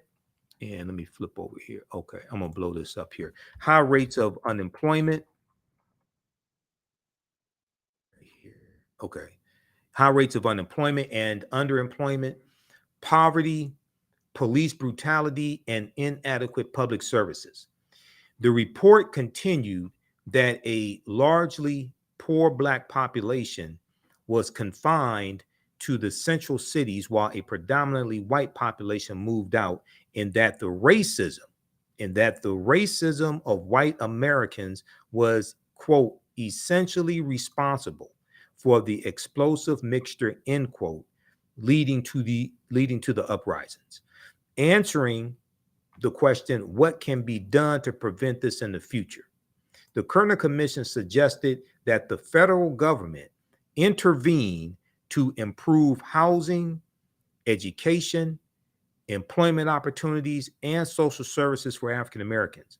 Also, the Kerner Commission report recommended that the federal government dismantle discriminatory practices in education, discriminatory practices in employment, discriminatory practices when it comes to the police force and hiring police officers, and criminal court systems, discriminatory practices in criminal court systems. President Lyndon Baines Johnson accepted the report but did not support the conclusions and minimal efforts were made to address the problems identified by the commission. Now, in preparation for me being on the panel discussion, they sent us a video. It was a segment from CNN. And in this segment from CNN, they interviewed the only senator, the only person who was on that commission who was still alive. He's a former U.S. senator. I forgot his name. He said, and he was for the findings. He supported the findings. He supported doing something about these conditions. He said, now this was a white guy. He was explaining the Kerner Commission report to his father. And his father said, okay, so you're telling me that you're going to raise my taxes to pay for these programs for Black people in the inner city. And he was saying that his father, even though he knew it was the right thing, was against it because of how it was being presented. You're going to raise my taxes for these policies to benefit Black people in the inner city. I'm trying to tell you, so we got to understand how to properly present this also. Okay. And if you just present this as something for Black people, you're going to lose 11 times out of 10. That's right. Especially in this climate today. Especially, he's talking about in the late 60s, 1968. Mm-hmm. This climate today is even worse. They didn't storm the U.S. Capitol in 68. They didn't storm the U.S. Capitol when Richard Nixon became president, or when Carter became president, or when Reagan or Bush became president. Mm-hmm. Okay. You're dealing with a different climate now. That's right. That's right. Well, I'll tell you, what a refreshing conversation, what a refreshing show to be on with someone so well informed and educating, teaching the people. You truly are a professor. I see that now. You come with facts and receipts with everything you say. And I really proper love document. that. Yeah, proper documentation ends all conversation. Absolutely. I'm a researcher. You know, I'm a historian, researcher, national political commentator. All of that. It's clear. Yep. And I appreciate you always having a space for, the movement to give updates from, it was earlier than 2021, actually. I think I was here earlier than that. But Thank you for what you're doing. And I couldn't figure out how to get in this chat. This is a new system for me. But I wanted to just, I'd never seen WeStream before. But I want to thank everybody that tuned in, everyone that had feedback, comments, whether I agree or not, you're here. And I want to thank you, especially for those that gave encouragement and support, because this work out here is tough. So we appreciate the love and support whenever we can get it, because when we're in these, I don't want to say in the streets, but when we're outside advocating for reparations, it's not always a warm welcome. So thank you. And we get a lot of opposition from our own people, just crazy nonsense, as well. All right, Robin. Okay, well, you have a great day, sister, and we'll be in touch soon, okay? All right, peace. Good night, Michael. And all everyone. right. All right, peace. All right, everybody. So that's Robin Rue Simmons. Hey, I want to give you some quick updates here. First of all, hopefully you like this type of information. A couple of things. You can support the African History Network, $ the AHN show through Cash App and through PayPal as well. We have the information on our website, theafricanhistorynetwork.com. But I teach a 10-week online history course that just started up. And we have class number 4 coming up Sunday, March 3rd, 2024, 2 p.m. Eastern Standard Time. It's called Ancient Kemet, the Moors, and the Ma'afa, Understanding the Transatlantic Slave Trade, what they didn't teach you in school, okay? I deal with thousands of years of history, what leads up to the transatlantic slave trade taking place. You've never seen anything like this before. Now, normally we do this on Saturdays, but like I said, on Saturday, March 2nd, I am doing a presentation for the Detroit Reparations Task Force, and it's the same time that class is. So I have to, we're going to do the class on Sunday. Okay, Sunday, 2 p.m. You can register for it. We do the sessions live. All the sessions are archived and recorded, and you can go back and watch them over and over again. Even after the course is over with, you can go back and watch it, okay? I'm going to put the new flyer up there. This is the flyer for our Sunday, February 25th class. As soon as you register, you can go watch that class. My lesson plan here is here for all 10 classes. So we deal with there's over 200 slides that I created. I've been teaching this class on and off since 2017. I created the curriculum for this class, and I selected the articles as well. There's 80 to 100 articles that we look at here in the class. There are about 15 books that we reference. I show you excerpts of the book on the screen. You don't have to buy any of the books to follow along in class. We look at excerpts. We also look at excerpts of interviews I've done with some of our historians, some of our scholars, Professor James Small, Professor Kabahai Watha Kamene, Anthony Browder, Renoko Rashidi, etc. Okay, but here, this is my lesson plan, and you can download this lesson plan. Okay, so you can follow along with us in class. I'm going to update the lesson. I've made a few slight changes to the lesson plan to add some information, so we'll update that. But in class, in our next class, we're going to look at. We just looked at Sunday. We just looked at Tanis Heraklion, the lost Egyptian city of Tanis Heraklion that sunk into the sea about 1,200 years ago. This was a city built around 8th century BC, okay, or BCE, before the Common Era. We talked about stone tools found on the Greek island of Crete that date back 130,000 years ago. So in this portion of the class, we're looking at archaeological discoveries that have come out in the last 10 to 15 years or 20 years or so, over about a 20-year period of time, that are causing the scientists and archaeologists to push the timelines back. We'll talk about the 17 pyramids that were found buried underneath Egypt around 2011. In the next class, we're going to get into understanding cooperative economics, which are principles we brought with us from Africa. And each class, we build a foundation to get deeper into it. We talked about the Khoisan, who have the oldest DNA on the planet, and date back about at least 100,000 years ago. They're the short-statured Africans who go all around the world. And the Khoisan were here as well, because we looked at information coming from Dr. David Imhotep's book, The First Americans Were Africans, Documented Evidence, okay? So you can go through and look at the type of content that we cover here in this class. You've probably never seen anything like this before this class. It's on sale, $80, regularly $130. You can use this information with your children. Also, I would say the content is PG-13, but this class is going to blow you away. This is my life's work. It took about 7 years to get the class really developed to this point, okay? So as soon as you register, you can start watching the content. So please support us in what we do, because it takes a lot to finance the African History Network, pay for all these services, pay for Restream. I teach the class on 2 digital platforms, 2 online digital platforms. I have to pay them each month as well. But when you see the content in this class and how much you learn in here, it's going to blow you away. And then it was either the first, we did an introduction to the class on February 3rd. And then on our February 10th class, we dealt with some of the history of Black History Month as well. Okay, we dealt with some of the history of Black History Month. Okay, so, and what I'm going to do is, for the sake of time, okay, how you all like this type of information? Give us a thumbs up, give us a heart, give us a like on the broadcast.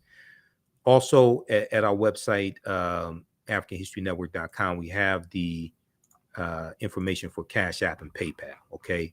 And I had to create this graphic here because people have set up fake African History Network Cash App accounts, and they've been stealing money from us. So it has information here about our radio show or our broadcast Sundays, 9 p.m. to 11 p.m. Eastern Standard Time. And let's see here. This is another class that I teach that's going to start up in June. It's called Black Resistance Movements from the Haitian Revolution, U.S. Civil War, Civil Rights Movement, and Black Power Movement, 1800 to 1968. That's going to start up the first weekend in June. But here's our PayPal and Cash App information here. Our Cash App account is $ the AHN show, SHOW. When you go to it, it says Michael and shows my picture there. You click right here on the link. It shows our QR code. These other ones here are fake African History Network Cash App accounts, and there's about 5 fake ones out there that I'm trying to get shut down. You click here for PayPal. It takes you to our PayPal link here also. Okay. All right. Now, let me do this. Since we still have a little more time here, I spoke for Saturday. Some of you all saw some of the broadcasts that I did for my fraternity, Phi Beta Sigma Fraternity Incorporated. We did a joint Black History Month celebration with our sisters, the Zeta Phi Beta. And I was on a panel discussion dealing with African history, dealing with cooperative economics and some history and politics, things like that.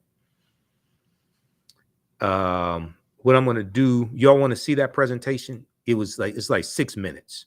Okay, you all want to see that, the presentation that I did, because what I want to do, we were short on time, and the panel discussion I was on, it was going to be longer, but we were short on time, and I did not get a chance to get into the history of Black History Month. And anytime we have these Black History Month celebrations, you cannot have Black History Month celebrations and not talk about Dr. Carter G. Woodson, who is the father of Black history and who created Negro History Week in 1926, which became Black History Month. Okay, you cannot have celebrations of Black History Month and not talk about the man, Dr. Carter Godwin Woodson. That's why we have Black History Month celebrations. So what I'm going to do, since this is my own network and I control all of this, I'm going to show the presentation that I did here, and then we're going to deal with some brief history dealing with Black History Month, African American History Month, and why we celebrate it. All right, I'm gonna make this quick, okay, because I'm gonna wrap this up in 5 minutes. My 5 pages of notes that I researched for my portion of the panel discussion, I'm gonna boil this down to 5 minutes. We're gonna talk about history, economic law, and politics. First, I'm gonna answer the question that was given to me dealing with classism. I consulted Boston University's Anti-Racism Center.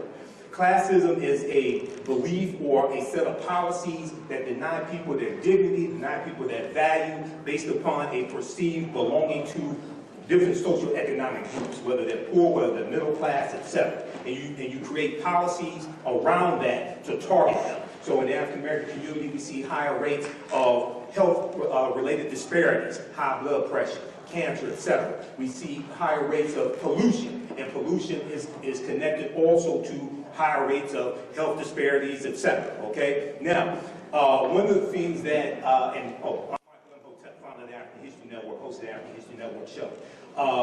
One of the things I was also asked to talk about was dealing with economic empowerment and how we deal with that in the African American community. I speak across the country. I'm on Roland Martin Unfiltered every Friday. We need to focus on history, economics, law, and politics. The acronym HELP. History, economics, law, and politics. When two of my teachers teach, Dr. Linda Jeffries and Professor James Small, as well as myself, I use what's called the pyramid principle. If you think of a pyramid, the pyramid of Khafre at Giza, a pyramid has 3 sides. The foundation is African history and culture. It's our history and culture that gives us our values, our interests, and our principles. Our VIPs, our values, our interests, and our principles. This gives us a cultural paradigm that we see reality through, okay?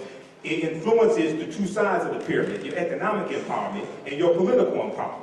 It influences how you engage in economics, okay? I have a contention with a lot of these economic empowerment gurus out here who try to convince us that wealth creation is the same as economic empowerment. And I was interviewing one of them, and I said, we can all have stock portfolios valued at $5 million and still spend 97% of our dollars with people that don't look like us. You have wealth creation, but you don't have economic empowerment. So when we look into our history, if you read the book, Collective Courage by Dr. Jessica Gordon-Nemhard, who's one of the top authorities on the history of cooperative economics, the co-ops are principles we brought with us from Africa. But since for the most part we've been stripped of our history, culture, language, spiritual systems, folklore, mores, we don't understand that we have this in our history. The Free African Society of 1787 was one of the first mutual aid societies. We have the Colored Farmers Union, 1886, out of Texas.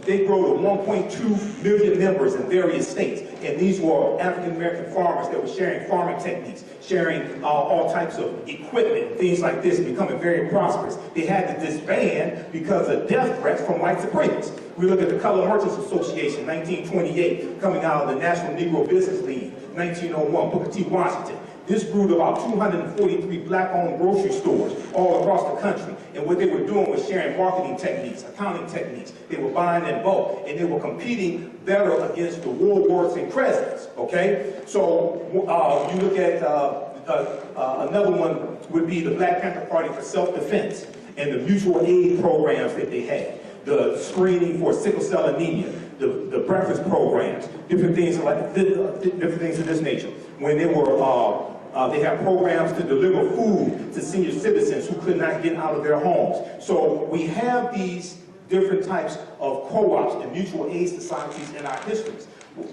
What happened was that many of us went to white business schools or business schools at HBCUs that taught white business principles. And we tried to bring white capitalism back to the African American community. And what happened was, when you got rid of the co-ops, you got rid of a lot of the cooperation. Because to have co-ops, you have to have cooperation. Now, I graduated from Wayne State's business school. I learned a lot of white business principles. What made me so dangerous was I was studying African history outside of the white business school. So I understood the difference, okay? So, I want to wrap this up here. I want to thank everybody for your hard work. I know it's a lot of work. I've organized events similar to this before, but this is what we have to understand. Now, politics, let me wrap up with this. Politics is more than just voting. Voting is extremely important. And you get a lot of stupid people, and I'm censoring myself because of where we are. You get a lot of stupid people when you don't vote strategically. Politics is the legal distribution of scarce wealth, power, and resources. Let me say it again. Voting is only one small part of politics. We've never been taught to play the game of politics to win. Politics is the legal distribution of scarce wealth, power, and resources, and the writing of laws, statutes, ordinances, amendments, and treaties, their adoption, interpretation, and enforcement. Now, sometimes I get in trouble for this, but I tell people, when I was on the Bonnie Paramount show on 19 a.m. before we went to White Supreme Radio. I was a talk show host there for 7 years. I still have my social media platforms, 1 million followers on the African History Network Facebook fan page, so that doesn't faze me.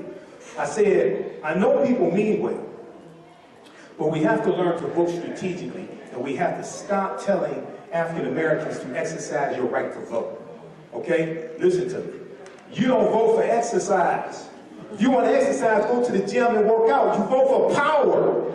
Everybody else understands this, especially black power. That's what you vote for. You vote for laws and policies that are beneficial to you, your community, your people, and what's good for African Americans are good for America in general. Okay? So I'm going to leave it there. I got a whole lot of other information. Come see me at the table here. The speakers that have my information on my online history classes as well. Asante Sana, my hotel, Wakanda forever. Only 6 minutes and 14 seconds. That's how I do it. Thank you, Brother Imhotep. We're going to pass the mic. So join us. All right. So normally we do. I had, what they did was they consolidated. There were going to be 2 panel discussions, and for the sake of time, they consolidated 2 panel discussions into 1 large panel discussion. So I had to make the most of the time that I had, okay, because I only got 1 chance to speak. But they're going to have me speak again because I blew people away with my information. Okay, so how'd you all like that? Give us a thumbs up, give us a like, give us a heart on the broadcast. Who needs to still register for my new 10-week online history course, Ancient Kemet, the Moors, and the Ma'afa, Understanding the Transatlantic Slave Trade? Next class is Sunday, March. It's next class is Sunday, March 3rd. Yeah, March 3rd, 2024. Sunday, March 3rd, 2024 is the next class. Okay, now we're going to look at this briefly here. Dealing with African American History Month, Black History Month, okay? Let me go to the slideshow presentation because let's look at this here. And do I have the information I have some of the information here for Yeah, I have the information for this year's annual theme. Okay, because there's been an annual theme for Black History Month since 1928 also. A lot of people don't know this. This year's annual theme is African Americans and the Arts. African Americans and the Arts. And I'm going to give you some information on that. Because for the most part, the way we commemorate, the way we celebrate Black History Month is wrong. And unfortunately, a lot of us haven't done the research, mean well, but haven't done the research to really understand it. I did the research, and I went to ASALH's website, Association for the Study of African American Life and History, and researched the origins of Black History Month years ago. Plus, I talked to one of the past presidents as well, Dr. Darrell Scott of ASALH. Okay, so the father of Black history, the father of Black History Month is Dr. Carter Godwin Woodson, Dr. Carter G. Woodson. And he was born December 19th, 1875, 10 years after slavery ended. He was born in Virginia. He died April 3rd, 1950. He wrote numerous books. His most well-known book would probably be The Miseducation of the Negro, which came out in 1933. Now, Dr. Woodson, when we look at why was Black History Month created, Dr. Carter G. Woodson founded what was known then as Negro History Week in 1926. Okay, 1926. He explained the reason behind the celebration in a pamphlet widely distributed months before the first celebration. Well, before the first celebration was to take place during the second week in February 1926. Now, I've been to Black History Month celebrations, and people say, why we have the shortest month of the year? Okay, why we have the coldest month of the year? The reason why Black History Month is in February is because it specifically started the second week in February. It was held the second week in February. It started February 7th, 1926. Because the second week in February contained the birth dates of Frederick Douglass, February 14th, which most of us know as Valentine's Day, and Abraham Lincoln, February 12th. African Americans were having celebrations commemorating Frederick Douglass's birthday going back to the year after he died, when he died in 1895.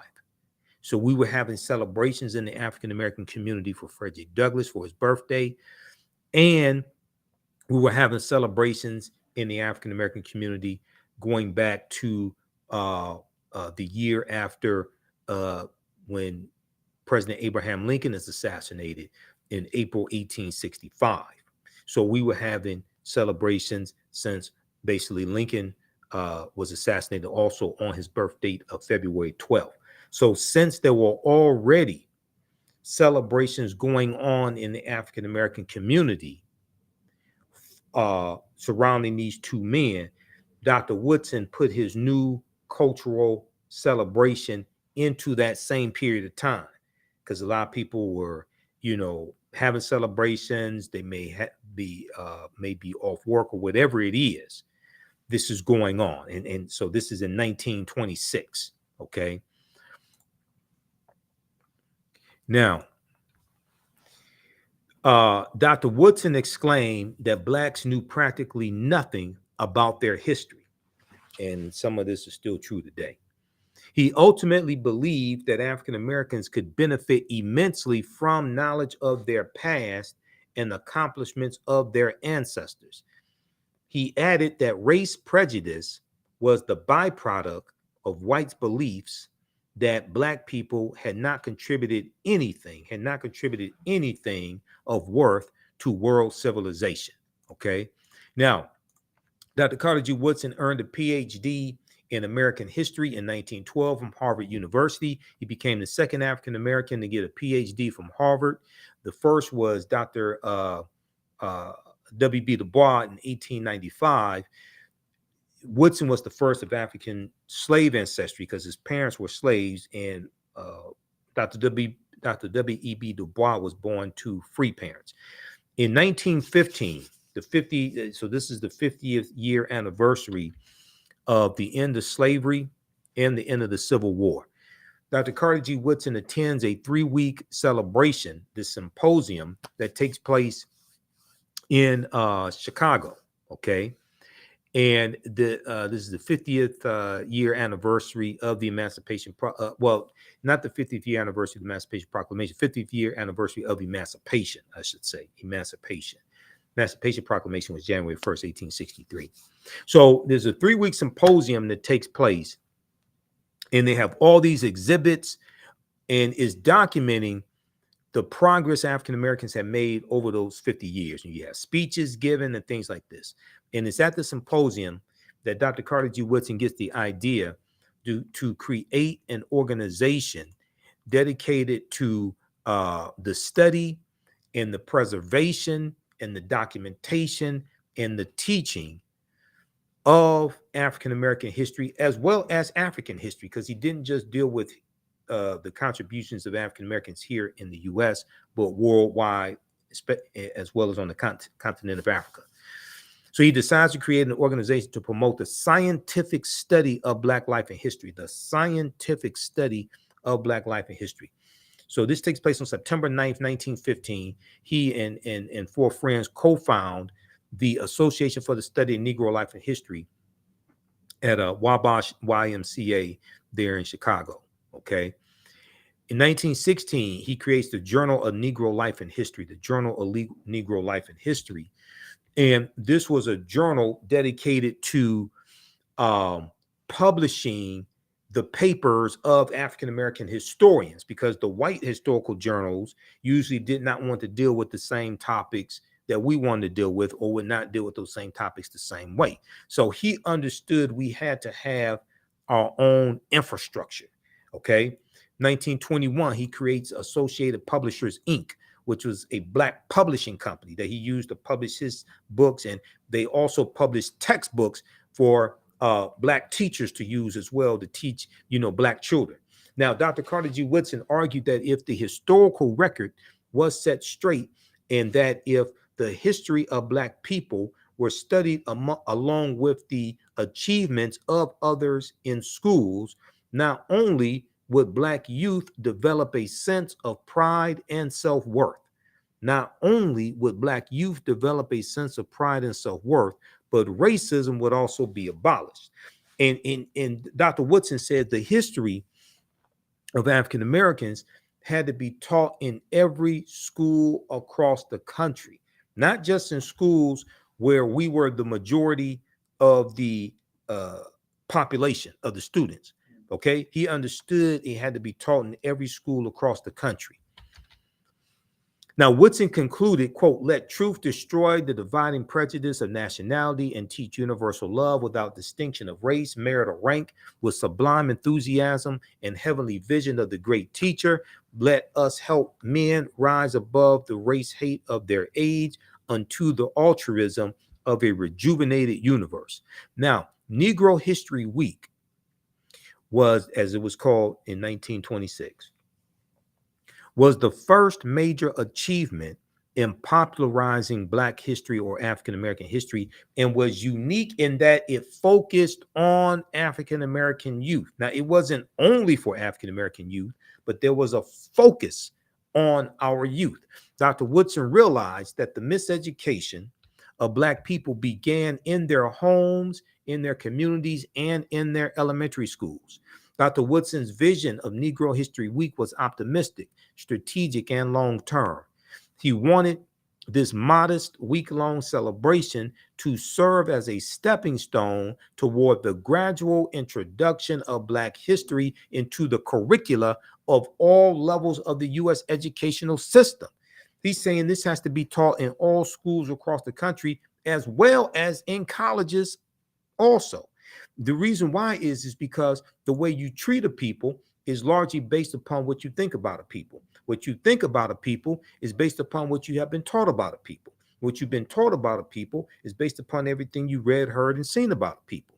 So if you go through 12 years of education and you get a high school diploma, and you're not required to learn the history of African Americans, but you're required to learn American history, world history, American government, things like this. When the history predominantly of white people is required for you to be able to graduate, to get a diploma, so you can go into the military, so you can get a job, so you can go to college. But the history of African Americans is not required to do the same thing. What you're tacitly saying is that these people's history is more important than these other people's history over here. And since people are a product of their history, then you're tacitly saying that white people have more value. White people are more important because you have to learn that history than African Americans are. Okay, so you have this tacit superiority and inferiority ingrained in the educational system based upon whose history is being taught. So Dr. Woodson understood this. Okay, let's continue. All right, how you all like this type of information? Give us a thumbs up, give us a heart, give us a like on this broadcast, and be sure to register for my online history course also. Now, Woodson's vision of Negro History Week was optimistic, strategic, and long-term. Dr. Woodson hoped that Negro History Week would evolve into Negro History Year.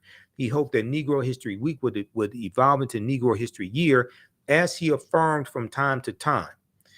Woodson consistently instructed those observing the week that they needed. Now, everybody pay attention to this. Dr. Woodson consistently instructed those observing African American History Month, Negro History Week, that they needed to diligently prepare for the celebration months in advance.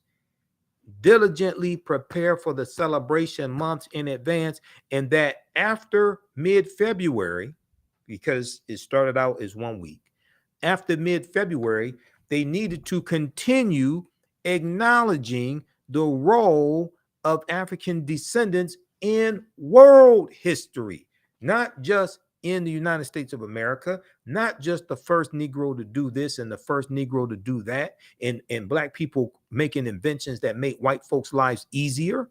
That's not what Black History Month was about.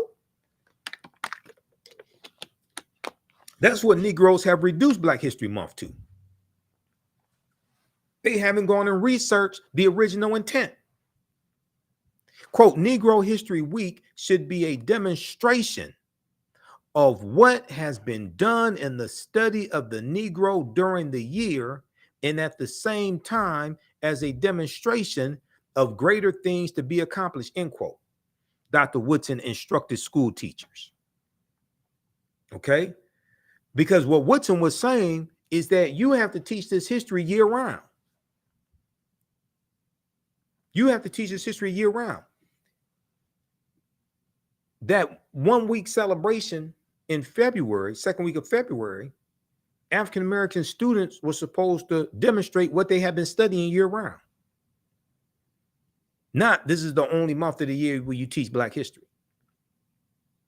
Dr. Woodson said a subject which receives attention 1 week out of the 36 will not mean much to anyone. So the way a lot of this is being celebrated is totally backwards. And it comes from lack of research. People mean well. But I can tell you, I've been to a number of Black History Month celebrations. And people don't even mention the national annual theme. Don't even mention Dr. Carter G. Woodson. What the hell are you doing?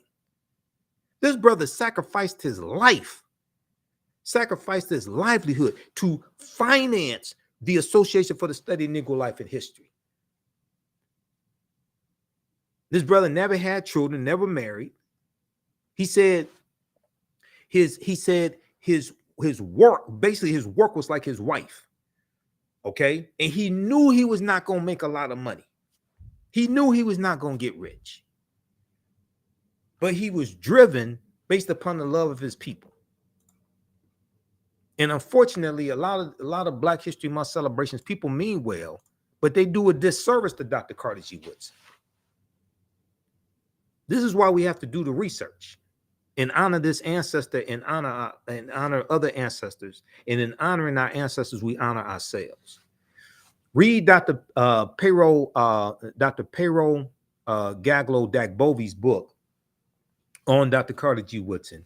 Carter G. Woodson in Washington, D.C., the father of Black history. So the 100th anniversary of ASALH, which is now Association for the Study of African American Life and History, they had a celebration of the 100th anniversary here in Detroit at the Charles H. Wright Museum of African American History. And Dr. Dagbovi was there doing a lecture and a book signing for his book. And I bought his book. His book is fantastic. I got a chance to meet him. Dr. Dagbovi is a history professor at Michigan State University. Also, I know Dr. Darrell Scott. You've seen Dr. Darrell Scott here on the African History Network show. Dr. Darrell Scott is a past president of the national chapter of ASALH, Association for the Study of African American Life and History. Okay, now, very quickly, because we're going to wrap this up. I'm not going to get through the whole presentation. We talked about some of this information in the class a couple weeks ago, but it's been a long day, and I just did an hour and a half with Rue Simmons. So 1915, you had the Birth of a Nation movie come out the same year that Association for the Study of Negro Life and History is founded. And this movie rejuvenated the Ku Klux Klan. This movie calls Race Riots in the Streets. It had dehumanizing images of African Americans, and it dealt with the period of time it dealt with was slavery, the Reconstruction era, and the Civil War era. Okay, and this movie rejuvenates the Ku Klux Klan because at the end of the movie, the Klan are the heroes. We boycotted against this movie. There's an article from the Root.com called "How Black America Rallied to Stop the Racist Film, The Birth of a Nation." There's an article from March 1st, 2015. And I talk about how we used to know when we were being insulted. You know, we used to know when we were being insulted. And today, you know, we sit up here and listen to dehumanizing music, dehumanizing negative corporate controlled hip hop, etc. But read this article because African Americans like Charlotta Bass, who was the editor of the California Eagle newspaper, which was the oldest Black newspaper on the West Coast, and you had people like William Monroe Trotter up in Boston. They led protests. They led protests against this movie. Okay, there were protests in the streets. And even when the play The Birth of a Nation was playing in Philadelphia in 1906, we led protests against that. Okay, we used to know when we were being attacked. Now we sit up, some of us sit up, listen to Cardi B, Megan Thee Stallion, Simply Red, Sexy Red, Ruby Rose, Nicki Minaj. We listen to artists like Lil Wayne, Rick Ross. We listen to artists like The Baby, things like this. Negative corporate controlled hip hop. And Cardi B and Megan Thee Stallion win a American Music Award for WAP. They perform WAP at the American Music Awards. Just all types of Simple Simon nonsense. And we're the only people who would tolerate something like this.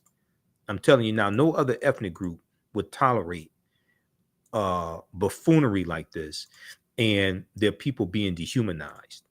Okay, now, we look at annual themes. Okay, then also the Black National Anthem, Lift Every Voice and Sing, becomes adopted by the NAACP in 1919. This is 4 years after the Association for the Study of Negro Life and History is founded. It was written in 1900 by James Weldon Johnson, who just happened to be a member of Phi Beta Sigma Fraternity Incorporated, my fraternity.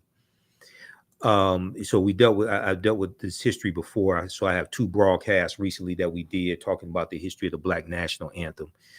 Read this article here, Lift Every Voice and Sing, the story behind the Black National Anthem that Beyonce sang. Okay, and let's see here. This year's annual theme. Now, this year's annual theme is African Americans and the arts. Okay. Some of the other annual themes for African American History Month, and they've had an annual theme since 1928. The theme, they have a write-up each year on it, an essay on it.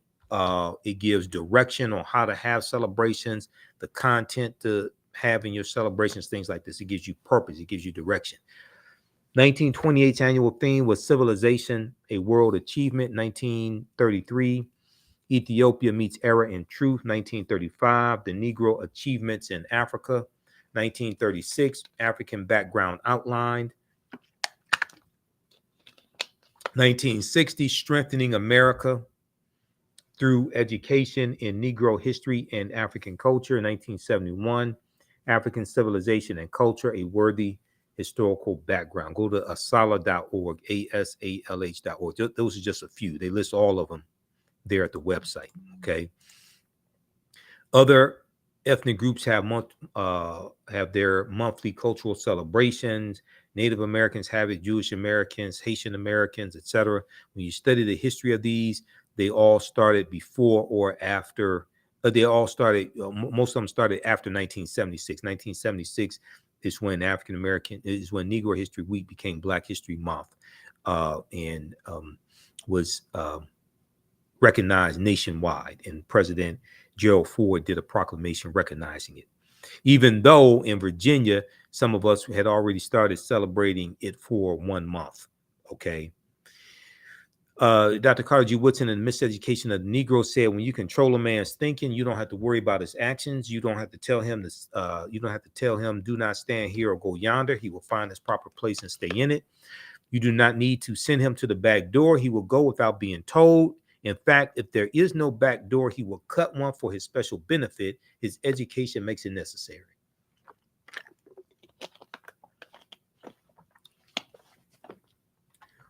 So he's dealing with he was dealing with the programming in the educational system. Okay. This year's theme, African Americans and the arts. African American art. I will just look at the theme briefly. There's a 2-page write-up at ASALH's website. African American art is infused with African, Caribbean, and the Black American lived experiences in the fields of visual and performing arts, literature, fashion, folklore, language, film, music, architecture, culinary, and other forms of cultural expression. The African American influence has been paramount. African American artists have used art to preserve history and community memory, as well as for empowerment. So this is not just about entertainment. Okay. Artistic and cultural movements such as the New Negro movement right after World War I ends in 1918, and you have the New Negro, which is a concept they were called race man, and this is a concept of dignity and pride, and being proud to be Black, being proud to be Negro at the time. Okay, and these brothers were coming back home and said that we want all of our rights now. We want all of our rights now. Okay, we're not going to deal with the segregation anymore, the lynchings. We want first-class citizenship. They said we fought for this country, we died for this country, and we want all of our rights now. Okay, so this was the New Negro movement. All right. For centuries, Western intellectuals denied or minimized the contributions of people of African descent to the arts as well as history, even as their artistry in many genres was mimicked and or stolen. However, we can still see the unbroken chain of Black art production from antiquity to the present, from Egypt or Kemet, across Africa, from Europe to the New World. Prior to the American Revolution, which was 1775 to 1783, enslaved Africans of the Low Country in South Carolina began their more than a 300-year tradition of making sweetgrass baskets, which separate the rice seed from its chaff, revealing their visual artistry via craft. Now, there were at least 262 skills, trades, and crafts that African people had in this country from 1619 to 1865. Okay. All right. So they go through and they talk about different genres of music and different genres of art from the 1960s to they talk about the 1920s and 30s, the Harlem Renaissance, the Black Renaissance or the Harlem Renaissance.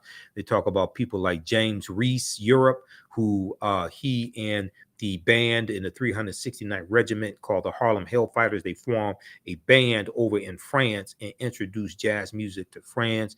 They have people like Langston Hughes and Josephine Baker, etc. Okay. They talk about the 1960s and the Black arts movement, people like Nikki Giovanni, Alvin Ailey, who creates the Alvin Ailey Dance Troupe. They talk about 1973 and the creation of hip hop as a culture, not the creation of rap. Rap existed before 1973, August 11th, 1973, at a party in the Bronx that DJ Kool Herc was DJing at in Cochla Rock. They start this genre. 5 elements of hip hop are DJing, MCing, graffiti, breakdancing. They say beatboxing, but it's actually knowledge, because knowledge was part of hip hop. There are 5 elements of hip hop. So what they're introducing, some people dispute the date, is the culture of hip hop, not rap. Rap, you have the song Minnie the Moocher. Rap predates 1973. Okay, the recitation of lyrics over music, that predates 1973. Hip hop is a culture. Okay, Cab Calloway, Minnie the Moocher. All right. So then we look at Afrofuturism as well, and we look at people like Sun Ra and Janelle Monáe and Jimi Hendrix and the movie Black Panther that's dealing with Afrofuturism. Okay, so that gives us a synopsis of this year's annual theme of African Americans and the arts. All right, now, okay, so hopefully that helps you to shed some light there. Like I said, some people dispute the date, but hip hop is a culture, not a hip hop is more than just rap. And some people say that culture predated 1973. Okay, but you're dealing with 5 elements of hip hop. You're not just dealing with rap. All right, so look, that's going to do it for us. Be sure to visit our website, AfricanHistoryNetwork.com. Register for my online history class that we do normally on Saturdays, but this coming Saturday, I'm presenting to the Detroit Reparations Task Force. So our next class will be Sunday, March 3rd, 2024, 2 p.m. And we'll get the new flyer up. But click right here to register here for the class. Class is on sale, $80. Our lesson plan is here, so you can download the lesson plan and follow along in class also, okay? And you can support the African History Network, $ the AHN Show through Cash App, $ the AHN Show through Cash App, also through PayPal, paypal.me/the AHN Show. This helps us keep doing the research, stay on the air, keep broadcasting, pay some of the bills. So all the people who are commenting here, and even the ones that don't know what they're talking about, you can support us also. We have to get out of here. Remember, right now it's correct, wrong behavior is not over till we win. Wakanda forever. We'll talk to you.